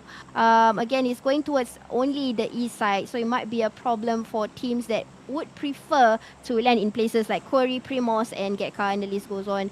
But again, this is much more preferable than the first Erangel we saw, which was a dilemma between Sovnoska and the mainland of Erangel. Usually when we get that kind of flight routes, players will not like it because, you know, they have to crash for vehicles and stuff. But right now we are just going to see what will happen. Teams will just go on down and try to get whatever they can first. My prediction is that this round teams will play it more passive because it's one of the last round of the bigger maps, because after this we will be flying into Sanhok Toast. Now, I would like to divert your attention to the fact that we've got the plane back. The plane is back. No more invisible plane. No more Wonder Woman's invisible plane here. As we see BTR jumping in to Pollyanna. Sabrina will be nearby though. Will this be a hot drop? Nope, it seems like they are diverting away from Pollyanna. They know that one team is in the area. So Baby La just jogging on the spot, getting that warm up on. And thus, I'm not sure why you're facing into the corner. So as Kira just bringing that buggy back into play. And look at that circle, SisJenny. It's in the south side of the map. And Team RVG, they've been quite consistent. Revenger Thea, very, very consistent in all three games, I would have to say. But I want to point out that Alter Ego, after winning that first game in Erangel, they've been quiet throughout the other two games, subsequent two games. So will this be a resurgence for them to get back into the top of the table? Probably, but right now my greatest worry is these two teams here. The sole representation for each country. We are seeing a MYSG fight. Most probably that will happen in Cerveny, which is something that I am not looking forward for, because it is the last, like I said, the last big maps, and these two teams have to camp for kills in order to get their team at least in the top 10. But right now, with this close combat, one of them will definitely get sacrificed. But like what I'm seeing here, Miko is on the scout to find vehicles. Not say that they don't want to take the fight, but it's advisable not to fight, especially if your teams are not in the top 10 at all. And if you were to lose one member or even get damages just only 3 minutes in the map, in the game, it is not advisable, knowing that there is much bigger threats out there with other teams. But as of now, Shalalu is also not looking for a point of engagement. If you realize, if they are into engaging, they would probably release the fire, or actually you can see the mini map, the members will start to push in closely. But now both of them are having the same meta, the same game mindset. They are not going to push. They will disengage. This is my prediction, that they will disengage. They will not contact at all, because they will save whatever they have right now for the later battle. And it's just that they have to waste this time. rather than, as compared to all the other teams that is busily looting, happily looting. But these two teams, they have to control on their looting and based on whatever things that they can get from the houses that is there. Right, so bigger threats. You mentioned bigger threats. So we're looking at the tables, right? So the bigger threat, I would have to say, would be both BTR as well as Victim Reaper. These two teams consistently in the top 5 of the table. Right, other teams, they are not that consistent, with the exception of Onyx, who, to my estimation, has greatly improved since the first game of the day. Right, because they started off with a 10th placing, and after the second game and the third game, they secured a second place win before jumping on that chicken dinner in game number 3. So Onyx definitely have been improving, and if they claim a chicken dinner here, we could see another shift in the tables. And yes, with right now, what we are seeing in the map earlier on, like I said, teams will do passive gaming, more lean towards passive gaming because like it is the last few matches already, and they will not battle for the area at all. You see, everybody's in their respective area except for Shelalu and also unfortunately PPG. They kind of clash in that area. So I think it's best for them to step out and go forward. But no, one knockout already has happened. Baby Bell seeing it as an advantage. Probably it's too close already. They have to take somebody down, and you could see that two of the members of PPG already scoot away with on the buggy. That's the reason why they only took two. If not, if it was a car, they would have took everybody out. But now I think they are rotating the other side. They are going to try and take down Shalalu. I think this is gonna happen right now. And they definitely have to go for this final kill, right? Because both teams, they are already not in a very good favorable position, not in a favorable position in the table standings. So they definitely need to unfortunately go at it. It's the battle of the causeways here as Grenade tries to push on to Dr. Sir Cloud's position. Two members of Dr. Sir Cloud in that compound, and they have to go for it. They took out Jana, Dr. Sir Cloud, Bible taking out Jana. So one kill already on the side of Dr. Sir Cloud PPG. So again, they're both teams not in a favorable position. They have to go for all the kills that they can take. Yes, I'm pretty much a bit set on what's happening right now. But then again, this is tournament. When you can get kills, you have to. You can't keep thinking of, oh, okay, because two of us is on the lower position. And right now, it seems like Malaysia, they can get these kills in order for them to get ahead of that 4 kill if they can clutch the entire team. With whatever loots that they have, iron sight on for far here, looking straight into the house, confidently, already know the position of the players. But again, like I said earlier, this is going to be a force out fight because the two of them decide to land on the same ground, and this is a fight that they have to take, and they will have to take it. Grenade already know there is a vehicle behind, so I got a feeling Grenade might just want to ditch the other player from oh, good job from Meow Lady with that DP in hand. Probably it will slow things down a little bit because Baby Bell is one of the nearest one that is here. But it seems like Grenade, being the fragger of the team, will try to kill Baby Bell here coming out from the back because they can actually disperse already. They have the vehicles, they can go off. Probably 2 is better than having 3 on board. At least you get the passive, the placement points. Grenade is just waiting for Putri to come in. Blue zone's already in, not in their favor at all. Again, I said the timing is all that counts, and now the zone is pretty much very far from them. 1,000 meters, guys, right now. They have to get into the first few circles. Team Shalalu has even the odds, taking down Bible, and now Putri struggling to go for that pickup. Unfortunately, Bible has been eliminated by Shalalu Signora, so it's now a 3-on-3 battle. Will this two teams still stay in here, or will they rotate out? I don't know if they want to stay in here for too long. Yes, it is still the first circle, but cumulatively,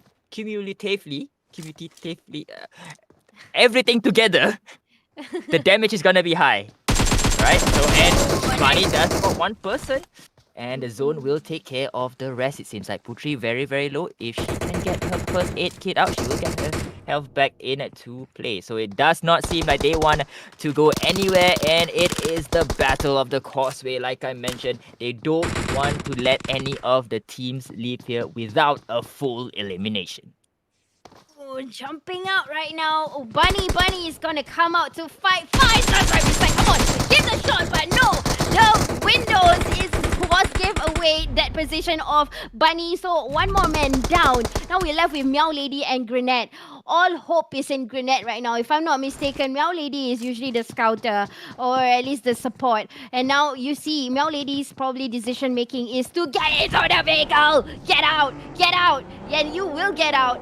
Go and drive away somewhere safe. Get that placement points. Get that kill steals, and this is really quite interesting to see because they kind of hijack Dr. Circloud or even PPG's vehicle because they were the one who brought the vehicle to here, and now they are left with a buggy to cross that 1,000 meters like a real causeway. You're right, and I'm quite surprised that Team Shalalu did not go for that retreat earlier.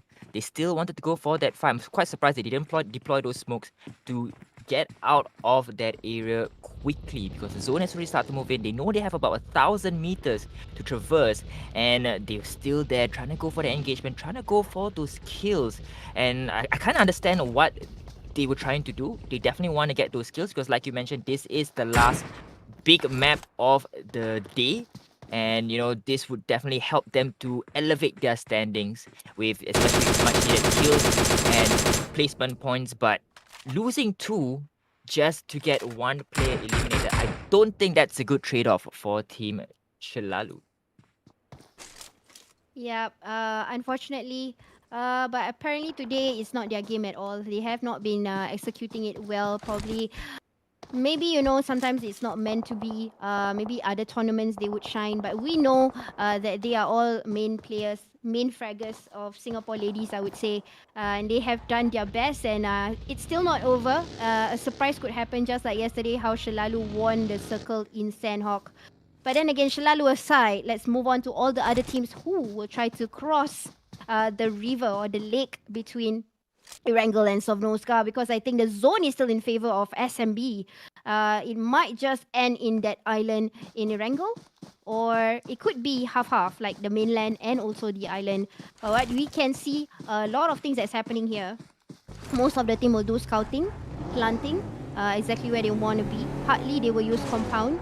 Because it is only predictable if they will use compound and they will get killed. And right now we are seeing RVG, my dear, with Pinky and the grenade just tossing over. That was a good reflex from Pinky. Can see the footsteps right now. If I were Pinky, I would shoot underneath this. So, guys, this is actually, you can shoot the leg and you get some form of damage. But Pinky, probably, I'm not sure what is Pinky doing. Pinky is looking straight here, but not looking at the advantage. They could have just sprayed down, but you know what? Pinky got knocked out of nowhere from another point of contact. Summer did a very good flanking there.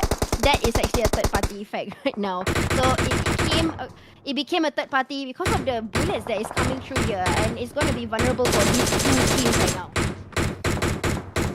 So Team RFEG, this is Revenge Thea, one of the more consistent team in the grand finals. They are going up against probably the most consistent team out there right now, Victim Reapers. So a quick elimination here on both sides would definitely harm their current standings. As you see, RVG Thea looks like they are trying to rotate away and into the safe zone. I believe they've already gotten 1 kill and they're quite satisfied with that, and they will try to prioritize the zone and not so much on to Victim Reapers. They definitely know that is Victim Reapers after that knockdown. As we jump into the map and look at the eastern side of that circle, many a teams converging on to the outskirts of that zone. We'll definitely be seeing a lot of bumper cars. 1 down, and it is just a total ambush. 2-man push by Team DMS 13 on that poor soul. Team number 9, I believe that was team number 9. It is Onyx, who has greatly improved since the first game, like we mentioned earlier. And this could all be undone by Team DMS, taking them out very, very early on. Like you see, SisJenny, 56 players still alive, but it's still a full 16 room. So no full elimination just yet. There will be quite a number of teams with less than 4 players so far, and none of them coming from the side of DMS 13. We're seeing a lot of off-angle key here from Onyx trying to take down DMS. DMS is also struggling to get into the scoreboard. They did a good clutch just now earlier in the previous map. But right now, I think Onyx is trying to get free kills because they need to override the scoreboard, get into number 1 or number 1 to number 4 to get that prize pool at least. So this is they were actually they were doing a diversion. They were moving around. They wanted to go somewhere else, but they stopped because they got contacted and they realized that, I can stay here to get the kills. And that's why they are here right now. They are trying to bring down DMS, and DMS can't go anywhere. They are kind of grounded in that particular area. They are being surrounded right now, and this is really going to be vulnerable. It will be disturbing to see how they die, unless a third party comes in. Yep, there you go. A grenade is going to be tossed over in this red house, or the squad house, you call it. Oh, wait, this is not the squad house. This is I can't remember what house is this, but this house where there's going to be limited areas for them to get cover once the trouble starts to come in. Actually, Onyx can push right now. Maybe one is slowed down. Kyle is slowed down, getting the knockout here. But guys, keep in mind, DMS cannot go anywhere. They are grounded in this particular house, and there is already a third party. If you can see just now, there was RVG stopping by already. Gilletta's team just there. But I got a feeling Shalalu did not make it. No. Grenade managed to rotate nicely there because Meow Lady did not make it. But now can we look into Circle Out PPG? Because I got a feeling they are doing a standoff here. Yep, there is a standoff that is happening near the hilly side of Erangel on the northeast, where this is between Veldus and also PPG. 3 kills already. Yes, they got They got 2 kills from Shalalu, right, Toast? Yep, 2 kills from Shalalu in that compound in the first circle, and 1 probably off stream. So we're not sure who they managed to bring down, but what is important is that 3 kills. But again, no home team has been eliminated just yet as FIFA. Oh, grenade just blowing the side of Eddie from RVG Thea, Revenger Thea. 2 kills already so far, so they're doing quite well for themselves. And of course, this is the 4th circle, SisJenny. 4th circle, not a full squad wipe just yet. So definitely, it kind of rings true to what you mentioned, what you're predicting. Team's gonna play a bit passive. They don't want to go for those rush kills. They definitely want to secure themselves those placement points, as Bellatron still looking for that first frag.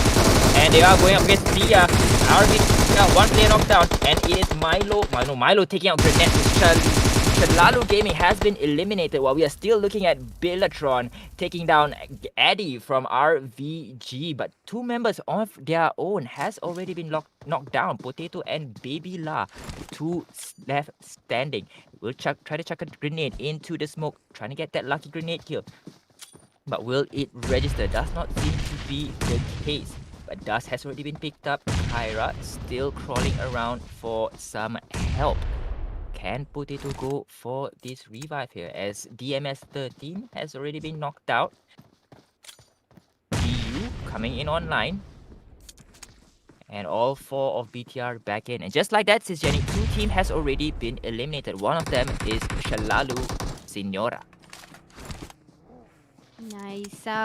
But we can see BTR was actually doing a flank here, trying to bring down Veldus and RVG, and I think RVG already been eliminated because of the flank that was happening earlier on to Potato. And I think they're going to do a barricade right now. That's the reason why we are seeing Dust kind of like shooting the vehicle. But you know what? Doing a barricade right now, it won't be ideal because it's only the fourth circle. We don't know exactly where the last circle would be. But you can see that the circle, most of the teams are using the perimeters. Nobody is coming into the middle just yet. The difference of last few rounds and the first few rounds, they are going to play much more strategical, trying to get the gatekeep to get the kill points. That's the reason why the teams are mostly parked at the perimeters and not coming into the center. Yep. So I kind of echo what you mentioned there earlier. BTR, I'm not sure why they were creating that barricade or using those cars for hard cover because no one is entering from the southeastern side. So again, it's still fourth circle in play and still quite early for that barricade. So I definitely agree that it is quite early for that barricade to be formed as we see that circle has betrayed them so badly as it is now moving towards the north side. So BTR, I believe they might not have any form of transportation. So they got to haul themselves back into the safe zone. One by one goes down just like a domino effect. But Onyx still alive here. Nobody is going to contest them from the back, probably just from the front. The only thing they got to prioritize right now is, of course, the circle that is just at least about 100 meters apart. Not too far. They still can, have this time to heal, have this time to loot, take their time to do anything that they want to. Teams that are going to use a lot components to do it as a barricade. There's a lot of things that can happen here because I would say I actually like this circle closing. It has the elements of terrains. There is hills. There is Potato Hill, the ever popular ones in Erangel. We're seeing a clash of titans here between LNR and also oh, that was a close combat. Oink did not make it out. Lucky. I think this is a knockout. Oh my goodness, it is going to be a wipeout indeed. No more LNR. Beautifully executed. Dion has come back, guys. Now we are seeing a comeback for real. Dion, we were questioning on as to why they were like this, they were like that. Now they are coming back with a close combat. We'll bring down one team already, 4 kills in hand. We're just going to see all of the teams trying to get into this no man's land. But these terrains is like I said, you can use it. You can use it to your capability, using the components, the elements, the props that is here for cover, for even a good rotation. This is really good. But then again, the high points. LNR getting that last few hits at the very last few circles. This is the 5th circle, so obviously the play zone is going to be a bit painful. Needs to think of what to do next besides getting kill points. So we are looking into BTR. One of them is being knocked out, which is Potato. Kira's life is pretty low. Baby La, again, the main fragger of the team, is still alive. The beautiful Baby La. She's so cute, by the way, guys. I'm sure all of you, some of you who are PUBG fans, especially if you are Bigatron fans, you have seen how she looked like. She's so cute and she's the fragger, feisty, cute little thing, So Bellatron already losing dust in this engagement. Potato obviously taking a knee for the meantime. And Azalea from DMS 13, Soul Survivor. Will she get this kill onto Kira? Kira brought down very low. RVG taking down Earn. And Potato has been eliminated, taken from that grenade. I believe that was from a third party from Val. So Bigatron could be in trouble here. RVG finishing off Luna Nera. VHE has been sent back into the lobby. Summer Sky as well as Wine from Valdez. Frosny will try to take out Onyx, who has been on a roll since game number 1. Since game number 2, where they took that second phase, but Wine pushing in very aggressively into the smoke. Not sure if there is anyone in there, but definitely she should know there is someone, but she's turning her back. She does try to get that push. Nope, that Godzilla is not part of the thing that you need to shoot, and decides to just rotate away. So a bit strange there that she went all aggro up to the car, but maybe because her bullets did not hit or did not register, she decides to just tuck tail and run. Guys, just look into this shift here. It is concentrated onto that the hill or nearby the Potato Hill near Pochinki.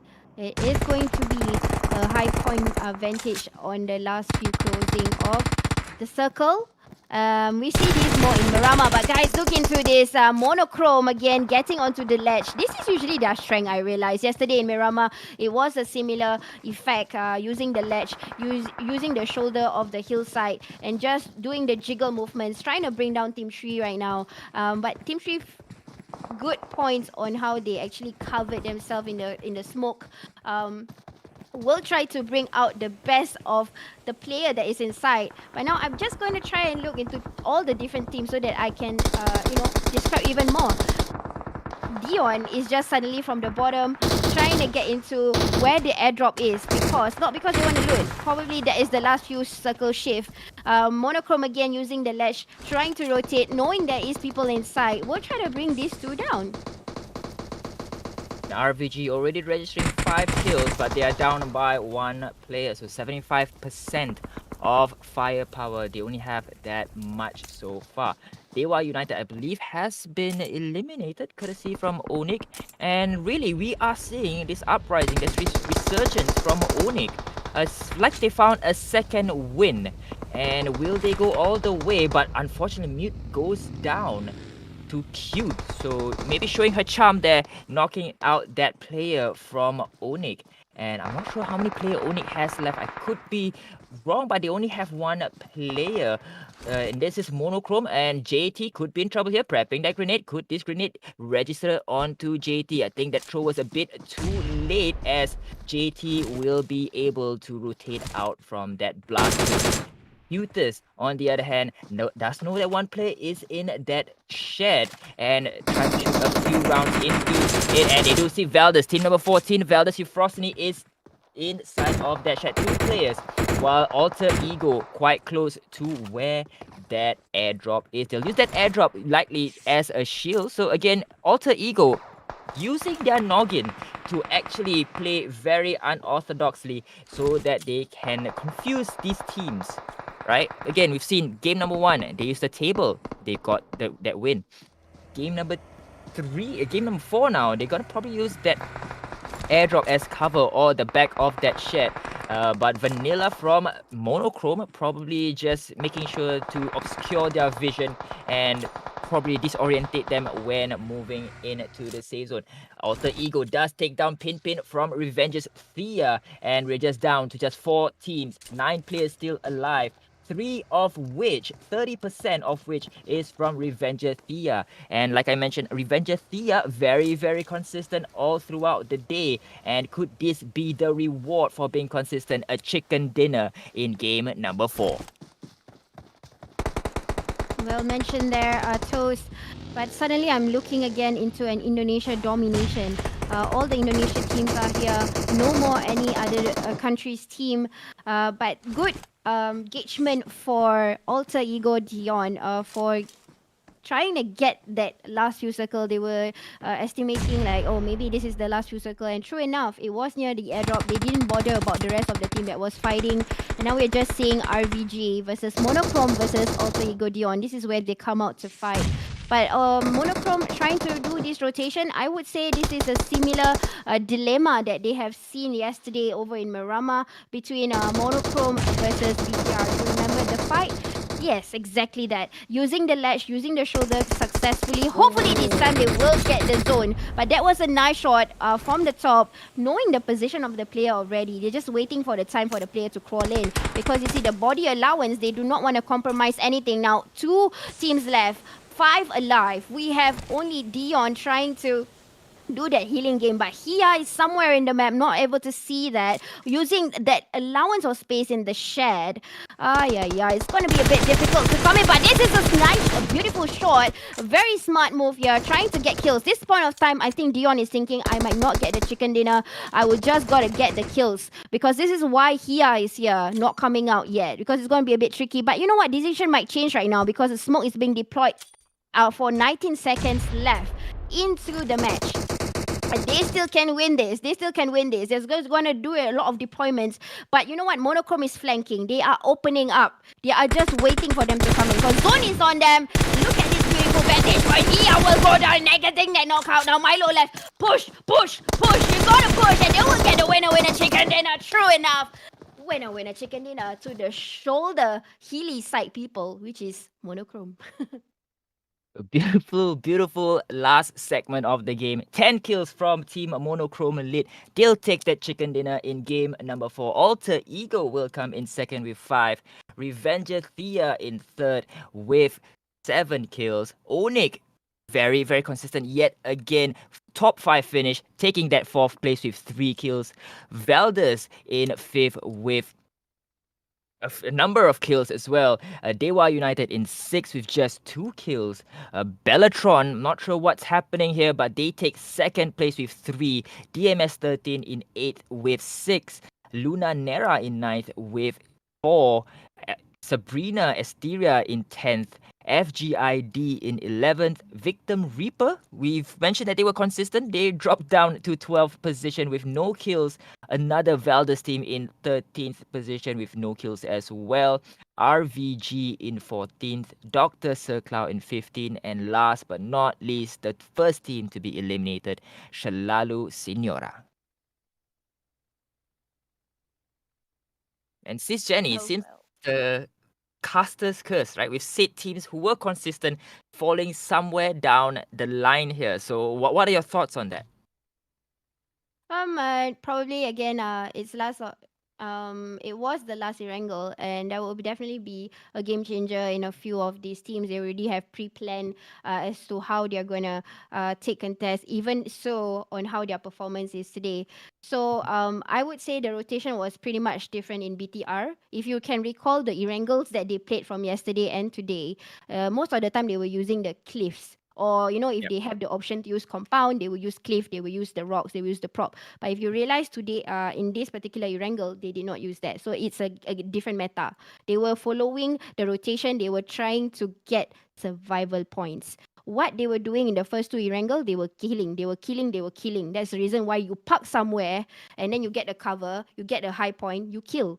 But now they are trying to do a placement because you know what they don't need to kill. The only thing they need to do is maintain that position in the scoreboard. That's a different thing about Beltron in this particular game meta. But for the rest of the team, I would say it's unexpected, especially for the PPG versus Shalalu. Probably they were like they can see each other gliding down. They know that, and even in fact, when they're in the aeroplane, they can know how many teams are left. They know there is one team that have not alighted.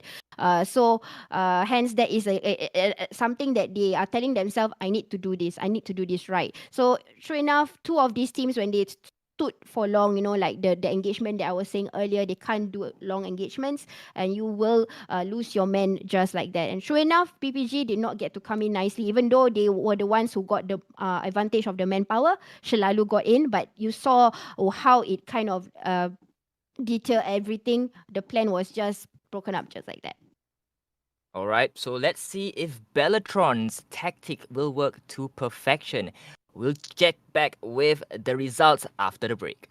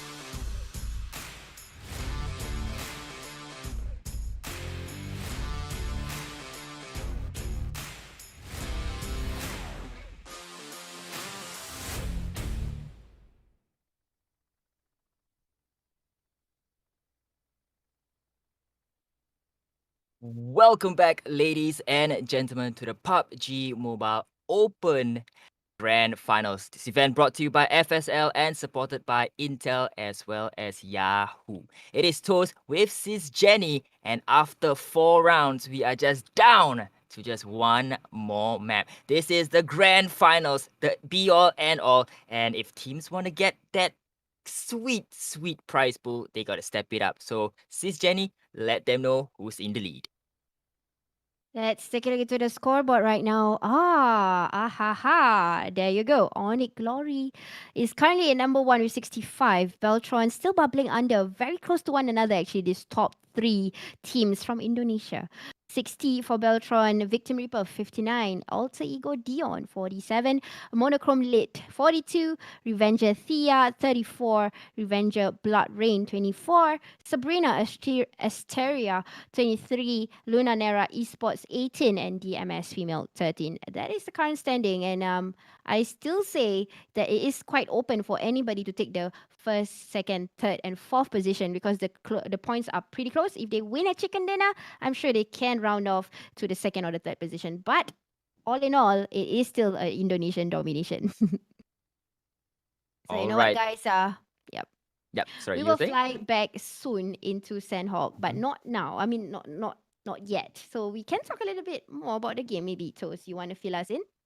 All right, so we did the calculations. If Monochrome, the team in 5th position, right, if they want to secure that top spot, they really need to hope that the top 4 teams get eliminated quite early on, no kills, and at the very least, they need to secure the chicken dinner as well as 8 kills. So that's a lot to ask for any team. Doesn't matter if you're top tier or bottom tier. That's a lot to ask from any team. And this is Sanhok, so it's gonna be very fast-paced action, and it could be they could pull it off, but of course they also have to rely on teams like Onyx, on Bellatron, on Alter Gaming, as well as Victim Reaper to not get any kills, and that itself is wishful thinking on their end.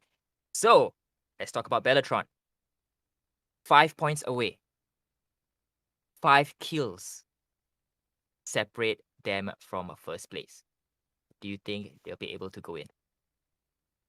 I think we will find out soon because we are about to fly in the beautiful island divided by 3 peninsula in a small archipelago. Somebody liked that intro apparently yesterday. Said that, SisJenny, that's so cool. I didn't know about that. Like, bro, now I'm gonna fill you in. That's the reason why I'm the caster, right?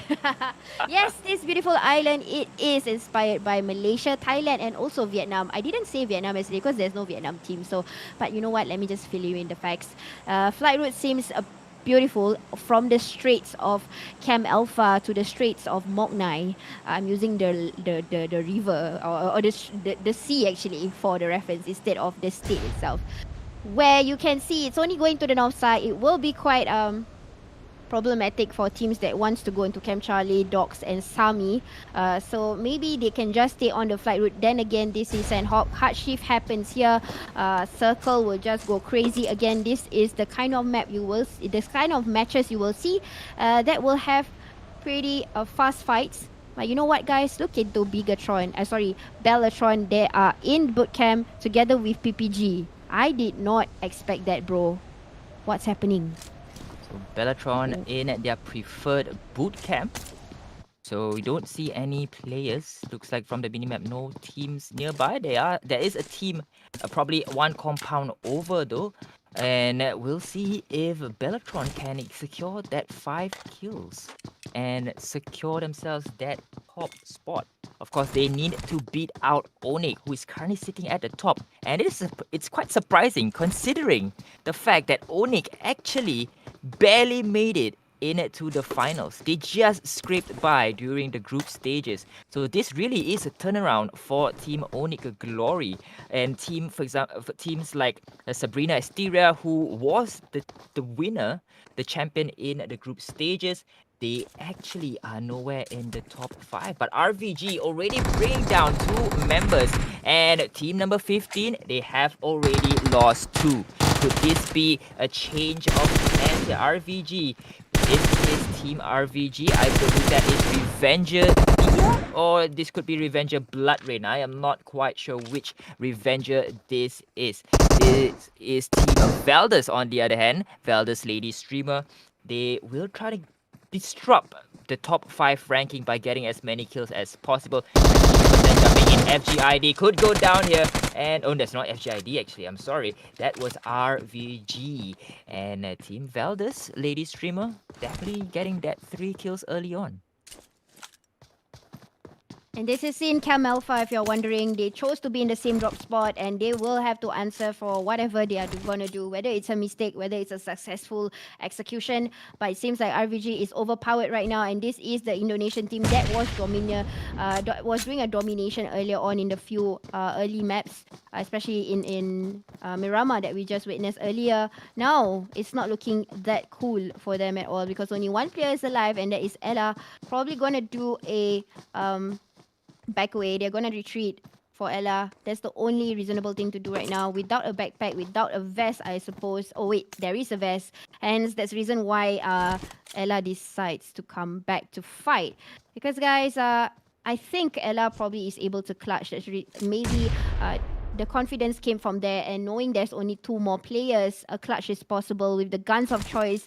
This is the kind of guns you would want to use in a battle royale. You have the ideal guns, M4, QBZ in hand. These 2 can spray very well. Even if an iron sight and close combat like this, you can hear the footsteps. You can count just like how the example that I just lifted from Ryzen, that it was from Indonesia. Also, probably Ella have the same mindset, wanting to bring these 2 players down. But you can see that Valdez is actually focused onto looting.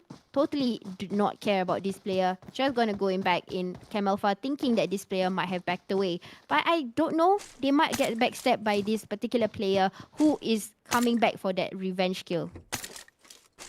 So we're just moving back into the other Revenger team, Revenger Thea. They're sitting comfortably in 6th position. But I wouldn't say they're out of contention for the top 4 spot. But it is asking a lot. Because if you recall, Monochrome, they need that chicken dinner and 8 kills. While Revenger Thea, they are actually 8 kills away from Monochrome. So that would mean that Revenger Thea would need that chicken dinner and 16 kills to topple out Onik. And that is, again, only if Onik decides to bow out of the tournament early. And I don't see that happening because they've been very, very consistent thus far in the final day. So it might feel like they are holding out during the group stages and only showing their true form in the grand final. So one player from the MS team already getting knocked down here, and early engagement. Oh, I'm not sure where he got shot from. Avenger Tia's Polia. Now looking at November, beautifully timed shot, total elimination there by Team DMS13. So Revenger Thea already have 4 points on board. Well, then for that, a cow belongs to them. Again, 2 teams dropping into the same area. We are seeing like fast kills right now over in Sanhok. Totally different from how we would expect a final round would be. But now, BTR is coming into the kill feed. Surprisingly, it's not PPG, but it's Valdez. I wonder where they actually met up over in where BTR was. Okay. So thank you, organizer, observer, for changing it for me. But now look into LNR and Team 3 here coming down the slopes, probably trying to get a better place to loot after going to their first point, which is already 6 minutes in the game. That's a beautiful shot coming into that process. 6 time on. Don't have to pull it to 3 times. Just nicely do it and put it on.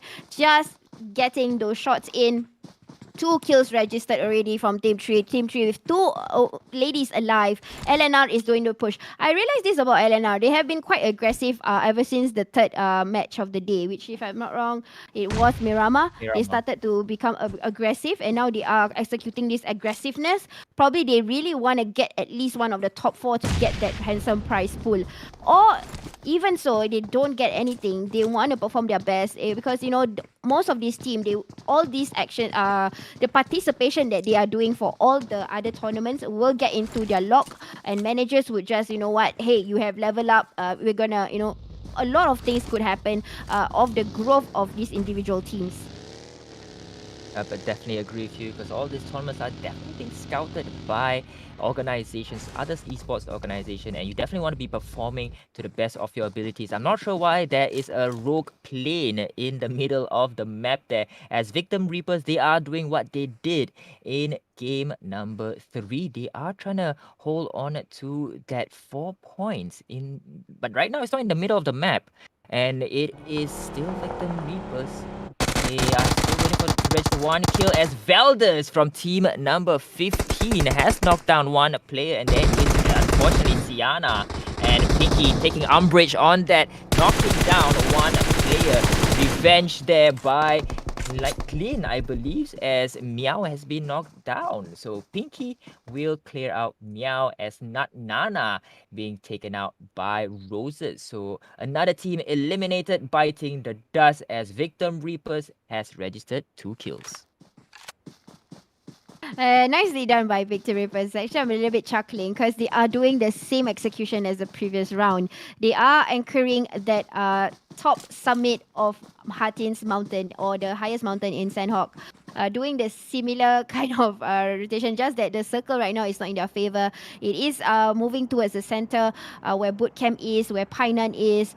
But interestingly, there might be a hard shift, because I'm seeing that the first airdrop is going towards where Shalalu is. It might just go downwards, or the opposite direction. Just look into the area under Bootcamp. We are seeing PPG, we are seeing Valdez, and we are seeing BTR. Uniquely this round, PPG kind of landed quite near to BTR. I got a feeling they are actually stalking. They have seen each other. Probably PPG have seen BTR. They're not making the contact. They're just going to tail behind BTR. You know why? Because BTR, usually when they contest, right, how many times they survive? PPG is very smart.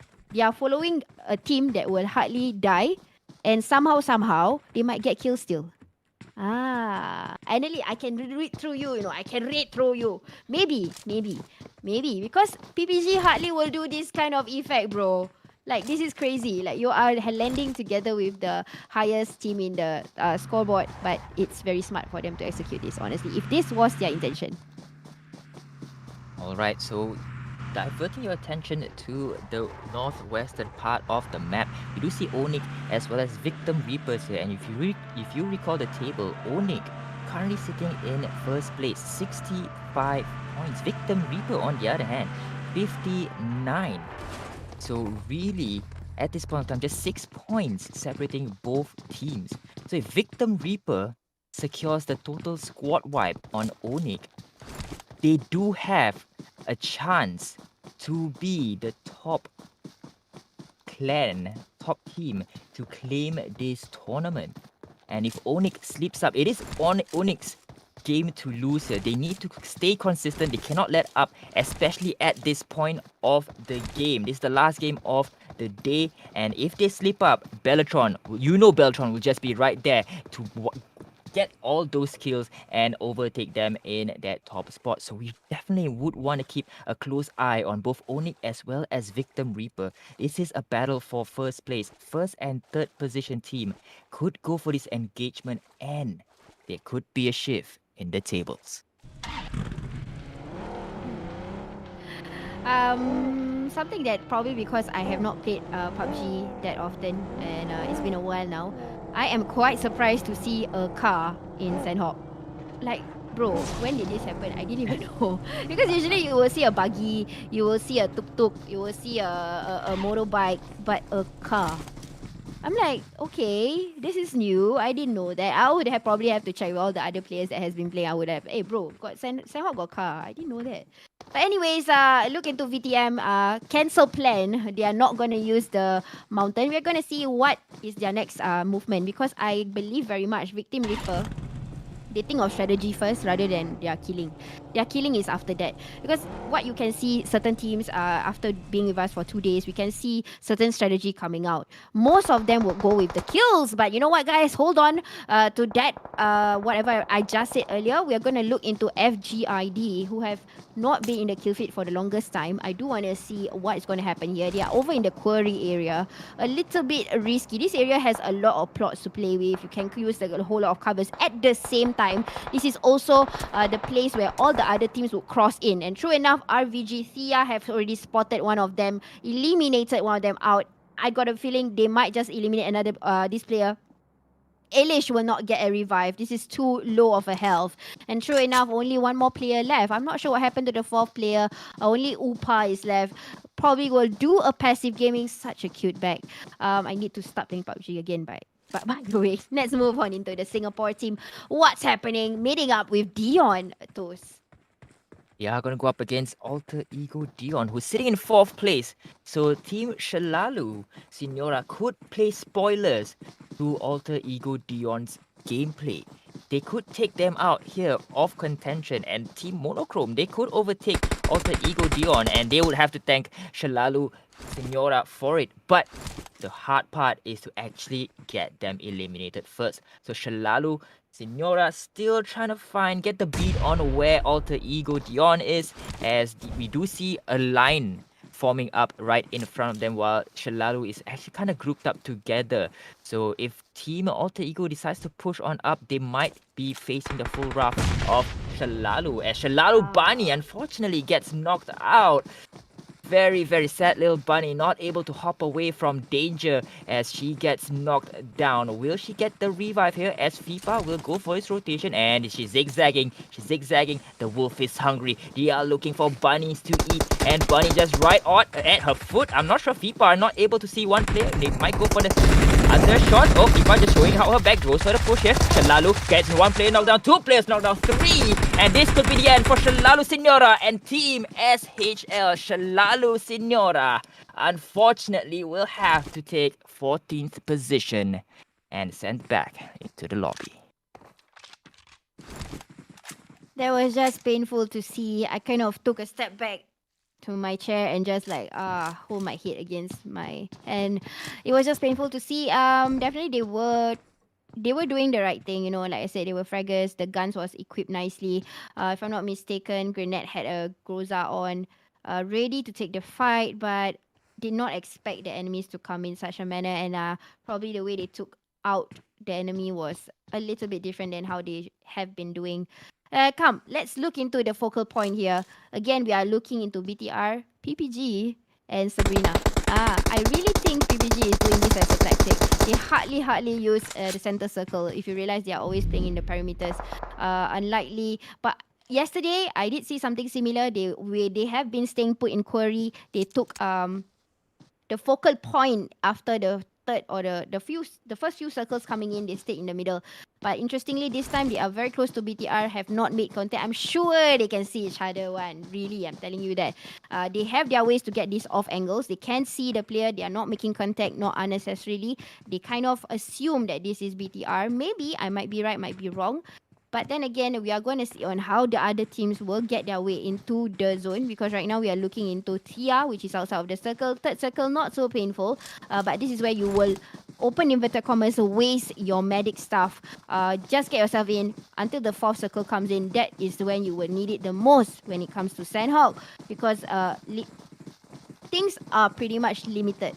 Honestly, at this time, third circle, compound houses is all been looted already. Just salvage with whatever you have and only use it to the last point where you really need it. Well, looking at the positive side, Revenger Thea has already registered 6 kills, so very aggressive movements from Revenger Thea. And if you guys recall what I mentioned earlier, they would need to have 16 kills as well as that chicken dinner. So they're down by 6 kills, they need 10 more kills, and of course that chicken dinner to be in the first place after the game. But of course, this is if Onyx does not get any kills. And that's what's currently happening. Onyx, they just need 1 point to put Avenger Thea out of contention. And Onyx, they're still not getting any kills thus far. So looking at Alter Ego, on the other hand, 47 points in 4th position.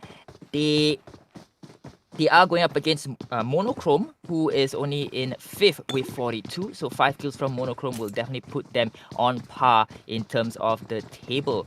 But I believe on the side of Alter Ego, they've already secured themselves 4 kills. So that will bring, at the very least, their kill points, their total points, to about 51 points. And it's just within reach of Victim Reapers. But Victim Reapers, we are still in there, and they could go for this backstab, SisJenny, moving in from behind of Alter Ego. If Victim Reapers eliminate Alter Ego, Monochrome could be our new 4th position team. And how they kind of drive in is quite unique. They are still taking the vehicle on with them. We hardly see teams using that in Sanhok. Usually they will use it for the first few circle, a buggy, or even a motorcycle, a motorbike, I mean. But this time they're using a car and it's still alive with them. And I think they're going to use this to get into the last circle because they know about the hardships in Sanhok. And guys, Circle loves PPG. And there's a Malay saying on this, but I'm not going to say it. Okay, guys, this is FSL, but go and find it out. Malaysian, they will say something like, PPG bought the circle. Yes, true enough. Yesterday, Sanhok PPG circle, it was on their side. Today, again, PPG is in the middle of the circle. We're probably going to see later engagements. Now we're just going to see how Dion is going to come up. In fact, we're going to look into Victim Reaper using this cool car that I just discovered that is available inside. Oh, there's 2? What? How? What? Oh my goodness. I really need to know that the updates already have cars in Sanhok. This is a game changer, man. I mean, if you are a player, you know how this thing is gonna be a game changer. Because Sanhok, usually when it comes to rotation, yes, it's small, but it's very tricky. You know what? Sabrina has already clashed with LNR. We're gonna see that right now. Over on the hilly side of Painan, Sabrina's team kind of cross path with LNR, and true enough, there is a knockout, immediately death. LNR, one of the players, have been brought back to the lobby. Sabrina will find the rest, hunting for more. And I'm hearing shots here, looking into Valdez. Not really sure why we are looking into Valdez, but you are going to see a standoff between Onyx also. That is at least about 60 meters apart, not too close. But Sabrina is gonna wait for the rest of them to come in, deployed nicely in one line. They will probably gatekeep of this particular team, not the entire hill yet, waiting for the rest of the LNR to come up. But I'm sure they are taking their time to do so because Ela was probably being spotted, but Ela cannot, I repeat myself, Ela cannot do a contact because Ela is the only person that is surviving for RVG ID. Remember the first fight over in Camp Alpha? She's the only survivor, and it will be a clearance for LNR to come up. But because of losing that one person, it will be quite a trouble for LNR to sneak their way in. Hearing shots still. This is between VTM and also another team from Indonesia. Victim Reapers definitely wanting that 3rd position or even maybe going for goal itself. They already registered 4 kills so far, so being very aggressive for Victim Reaper. And if Onyx continues to be passive, they could get overtaken here, but not from Bellatron. They could be overtaken here by Team Victim Reapers. So I understand what Onyx is trying to do. They're trying to be very passive and only engage when they need to because they want to definitely safeguard their lead at the top. But again, if they do not go up against other teams. They don't go for on the aggressive, on the offensive. Team BTR or VTM, Victim Reapers, could very well overtake them. They cannot rely on just placement points. They have to hope that they get at least enough kills, because 1 point can be the difference maker between all these teams. As Sabrina takes down Victim Roses, and Victim Roses, they are in trouble here. Already with 4 kills, they are sitting 3rd position. Can Clin use up all of his medics to safely make his way inside of the safe zone, or will teams start to gatekeep her out of the safe zone, as Onyx is being engaged on by team number 14, that is Valdez Euphrosyne. And like I mentioned, Onyx, they cannot stay passive for too long. They need to get back on the offensive horse that brought them to the dance, and I do not see Onyx in there anymore. SisJenny, could they have been eliminated? I'm quite worried for them, because they are only 5 points away from the nearest competitors, that is Team Bellatron. Yes, indeed. I'm sure Onyx is still alive somewhere. They know their ways in. But guys, I want you to divert the attention to Dr. Sir Cloud. PPG is about to engage with BTR. Finally, they are getting some form of engagement. And Sir Cloud is in the house, guys. He just commented, "Hi, Sir Cloud from Malaysia." And now looking into your team, performing, trying to kill. And this works, guys. They have been tailgating BTR. They were doing that, and 4 of them is still alive. One by one goes down in the blue zone. This might be a kill still indeed. BTR suddenly being deterred. 2 of them alive. PPG is doing it, executing it so well. This is what I like to see, because they had that idea in mind. IGL said, bro, sis, no, we gotta till, we gotta keep them out. And true enough, they made their friend as a foe, and this is the time when the friend became a foe, because 2 of the BTR ladies is out back in the lobby. And BTR, they are sitting in 2nd place with 2 members down and only 1 kill. So far, this is gonna look quite shaky going up against Onyx. They need to get more kills if they want that win, and they have to show that hunger. We're just down to 7 teams, 17 players remaining. Sabrina only have 1 player still alive, 1 player already taking a knee, taking a break, and probably trying to crawl through that smoke, as Man PK, I think Man PK is still behind of this half wall. Monochrome! Oh, that was not even Monochrome, that was Val taking out Sabrina with that long range effort, and BTR being aggressively pushed on here. Baby La already getting knocked down. Potato, he needs to get Baby La back up. Again, they need to get more kills here if they want to get that champion. BTR, I'm not sure what's happening, but they only have... They're just too far apart right now at this point of time. I don't think they can go for this pickup. Monochrome has been eliminated as well. SisJenny, everything is going according to plan. It seems like Sir Cloud, Dr. Sir Cloud, could come out as winners here. But sadly, the zone shifted hard shift, and it is going towards Val. And I believe this is Thea, apparently, that is finally winning for the Thailand country, the Line of Smiles. I hope you are smiling right now, because the zone loves you. And true enough, but PPG wanted to execute to kill BTR, and they did execute that very well. They can get a good placement point here if they were to leave the fight, just for Valdez to go and find everyone else, because this is a 4v1v1v1, if you can see that. So we are just going to see how they're going to take down one by one, because they know they are going to be the true winner. But then again, there is BTR. One of the ladies is still alive. It might be a big threat here. That is still a possible clutch, but that is a very nice grenade. But Putre bringing down the entire BTR. I think this is a well execution for PPG to just end the fight. It's okay for Valdez to win it. They wanted to get what they wanted to execute. They managed to do it. Winner, chicken dinner goes to the Land of Smiles, Toast. Team Valdez with that chicken dinner. 12 kills so far, and definitely very, very much assisted by Dr. Sir Cloud, taking out BTR into 3rd position. And Dr. Sir Cloud in 2nd. It's probably the highest that we've seen them in here with 3 kills. And in second place, BTR in third with just 2 kills. Will it be enough to dethrone Onyx? We'll have to wait and see. Luna Nera in fourth position with 4 kills. Monochrome Lit in fifth with 2.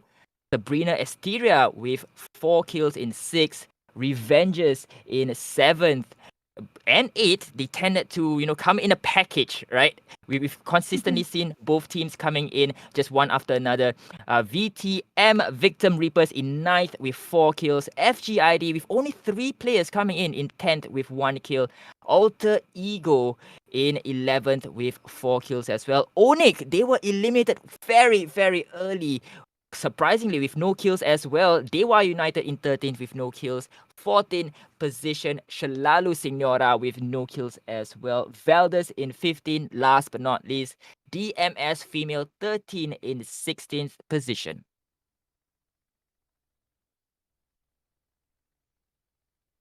SisJenny, we've come to the Yeah. end of the event. And Mhm. looking at how the teams played, I'm very sure there is gonna be a shift in the table, in the top 4, right? So who is gonna be in the top 4? I don't even know yet, right? I don't even know yet. Probably we'll be as surprised as you are when we finally see the results. Break down that last few fights for us, SisJenny. The reason why I'm smiling is because Thailand won. Leno smiles finally getting to win a chicken dinner because it has been a domination of the Indonesian countries.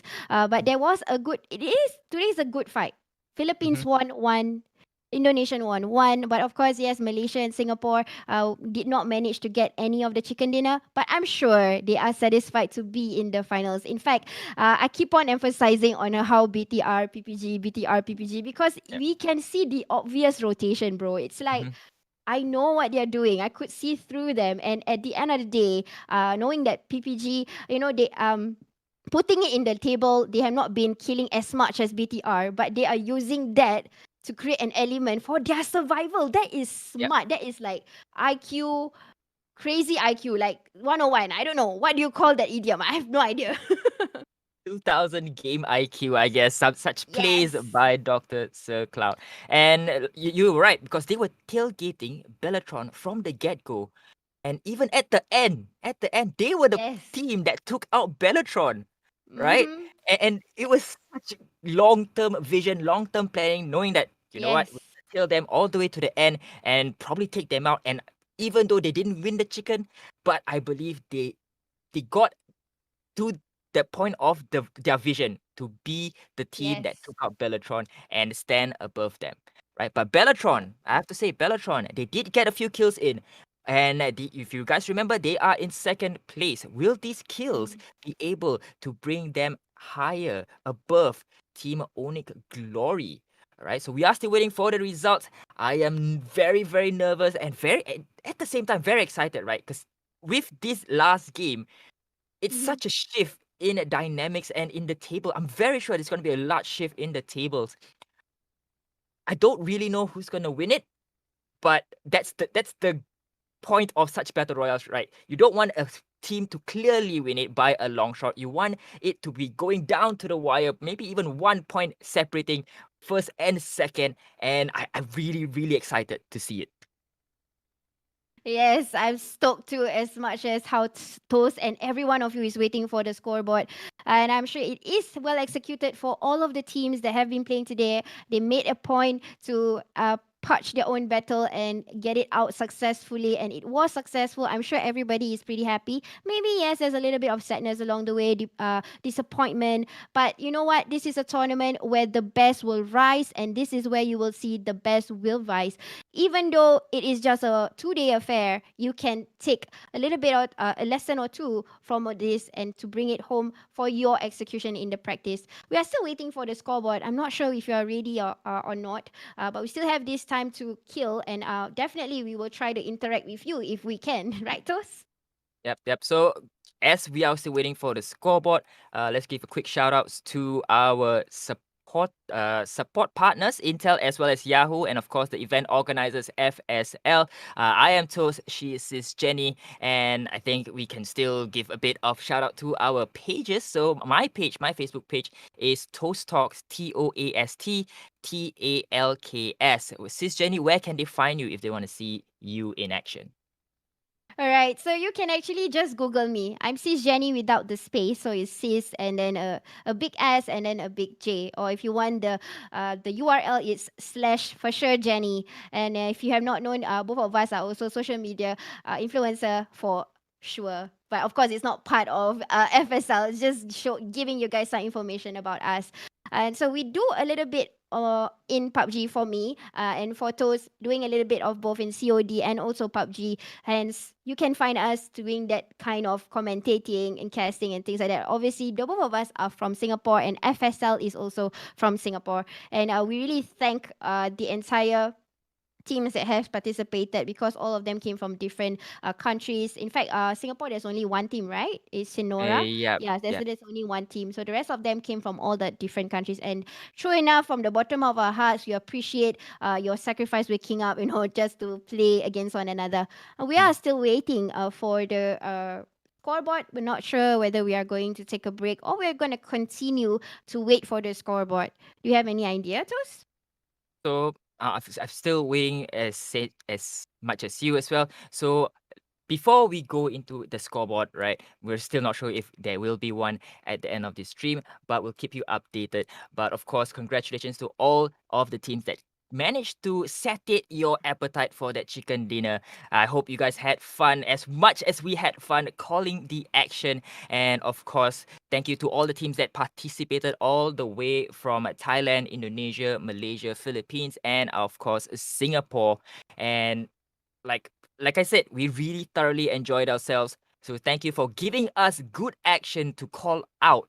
Because without you guys putting in those good actions, right, it'll just be us calling it play by play and nothing comes out of it. So again, thank you to all the teams that, again, like what you said, Sis Jenny, waking up early in the morning to practice and of course to join us for FSL Open. This is the grand finals and we have just got finished with the fifth and final map. So we're just waiting for the scoreboard, but I believe we might have to go for a quick break, I believe.